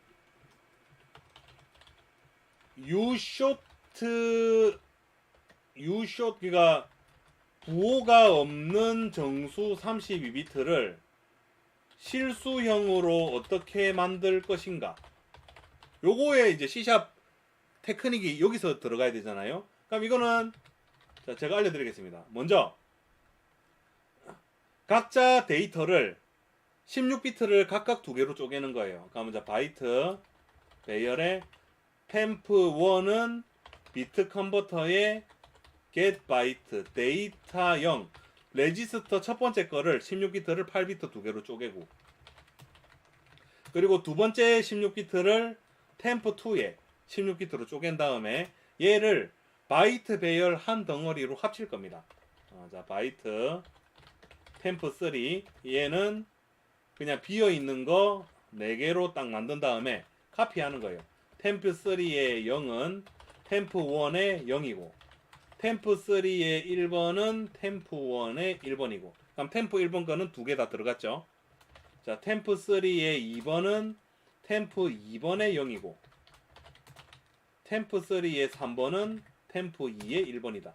그러면 쪼개졌던 게 하나로 다 합쳐진 셈이 되는 거고, 최종적으로 C샵에서는 32비트짜리 실수가 싱글입니다. 싱글.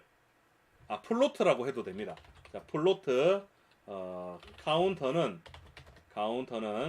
비트 컨버터의 to 싱글 보이죠? 싱글. 이게 플로트예요. 여기다가 템프3에 0을 넣어주면 되는 거예요. 그럼 이 말 자체는 템프3라는 4개짜리 배열이 있는데 0번 위치부터 배열의 인덱스죠. 0번 위치부터 총 4개를 싱글로 바꿔가지고 여기다가 집어넣으라 이 말입니다. 해보죠.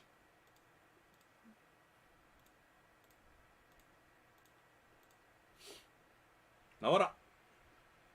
켜져라. 그럼 이거 누르고 측정 시작 누르면 뭔가 아까 띄워놓은 값이 그대로 들어있죠. 그럼 여기서 제가 업을 계속 누르면 0.01씩 올라가죠. 뒤에 9999 쟤는 어쩌다 생긴 값이지. 자, 아무튼 저것 좀 보기 안 좋으니까 없애겠습니다. 보기가 좀 안 좋으니까 이 소수점 2개짜리까지 출력하려면 옵션을 여기다가 저 옵션을 좀 주면 되거든요. 어찌 하는지 기억이 안 나므로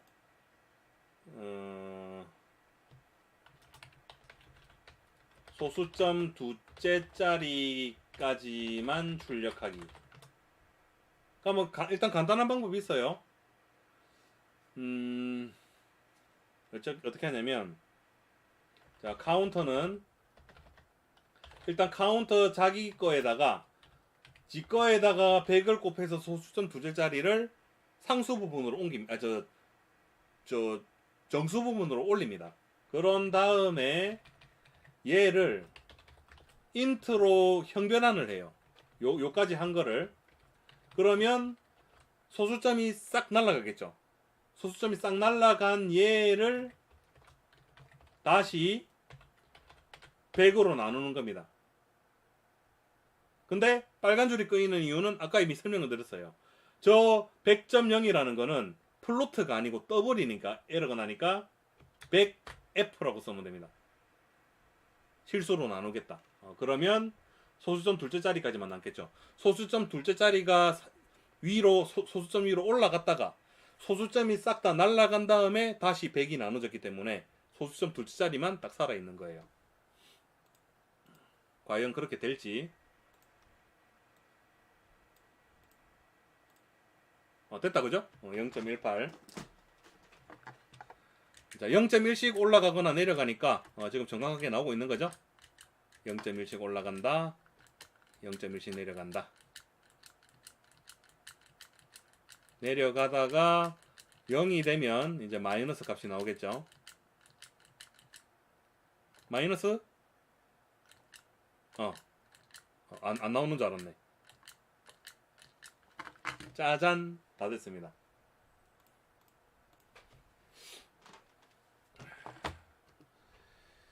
자, 오늘은 이 정도까지 하면 딱 적절할 것 같네요. 다들 뭐 이해가 되셨는가, 뭐 재미가 있으셨는가 모르겠는데요. 오늘은 이 정도 하고, 자, 이제 12편에서 할 내용 안내해 드리겠습니다. 12편에서 할 내용. 두 가지 경우의 수가 있어요. 근데 1번 쪽에다가 일단 무게를 주겠습니다. 근데 제가 하고 싶은 거 할 거니까 갑자기 좀 변경이 될 위험성은 있어요. 1번. PC와 원격 제어할 PC와 PLC를 RS485를 다시 쓸 거예요. RS485 통신선으로 연결한다. 연결하고 이번에는 모드버스가 아니라 LS 자체 프로토콜로 갈 거예요. 연결하고 LS 자체 프로토콜인 XGT 서버라는 프로토콜을 XGT 서버를 이용해서 PLC를 제어하는 방법 함께 알아보기. 일단 요 1번은 저도 자신이 없어요. 녹한다도 아직 확실히 잘 모르는 상태. 그래서 이거는 어차피 요 LS PLC 얘만 쓰는 거잖아요. 범용적인 프로토콜이 아니니까 우리가 어떻게 쓰는지만 그냥 이해를 하고 간단한 프로그램 아까 제가 그 1번 예제 만들었던 것처럼 어떻게 작동되는지 그 원리만 알아보는 그런 예제만 하나 만들어 보고 그 다음에 끝내는 거죠 그냥.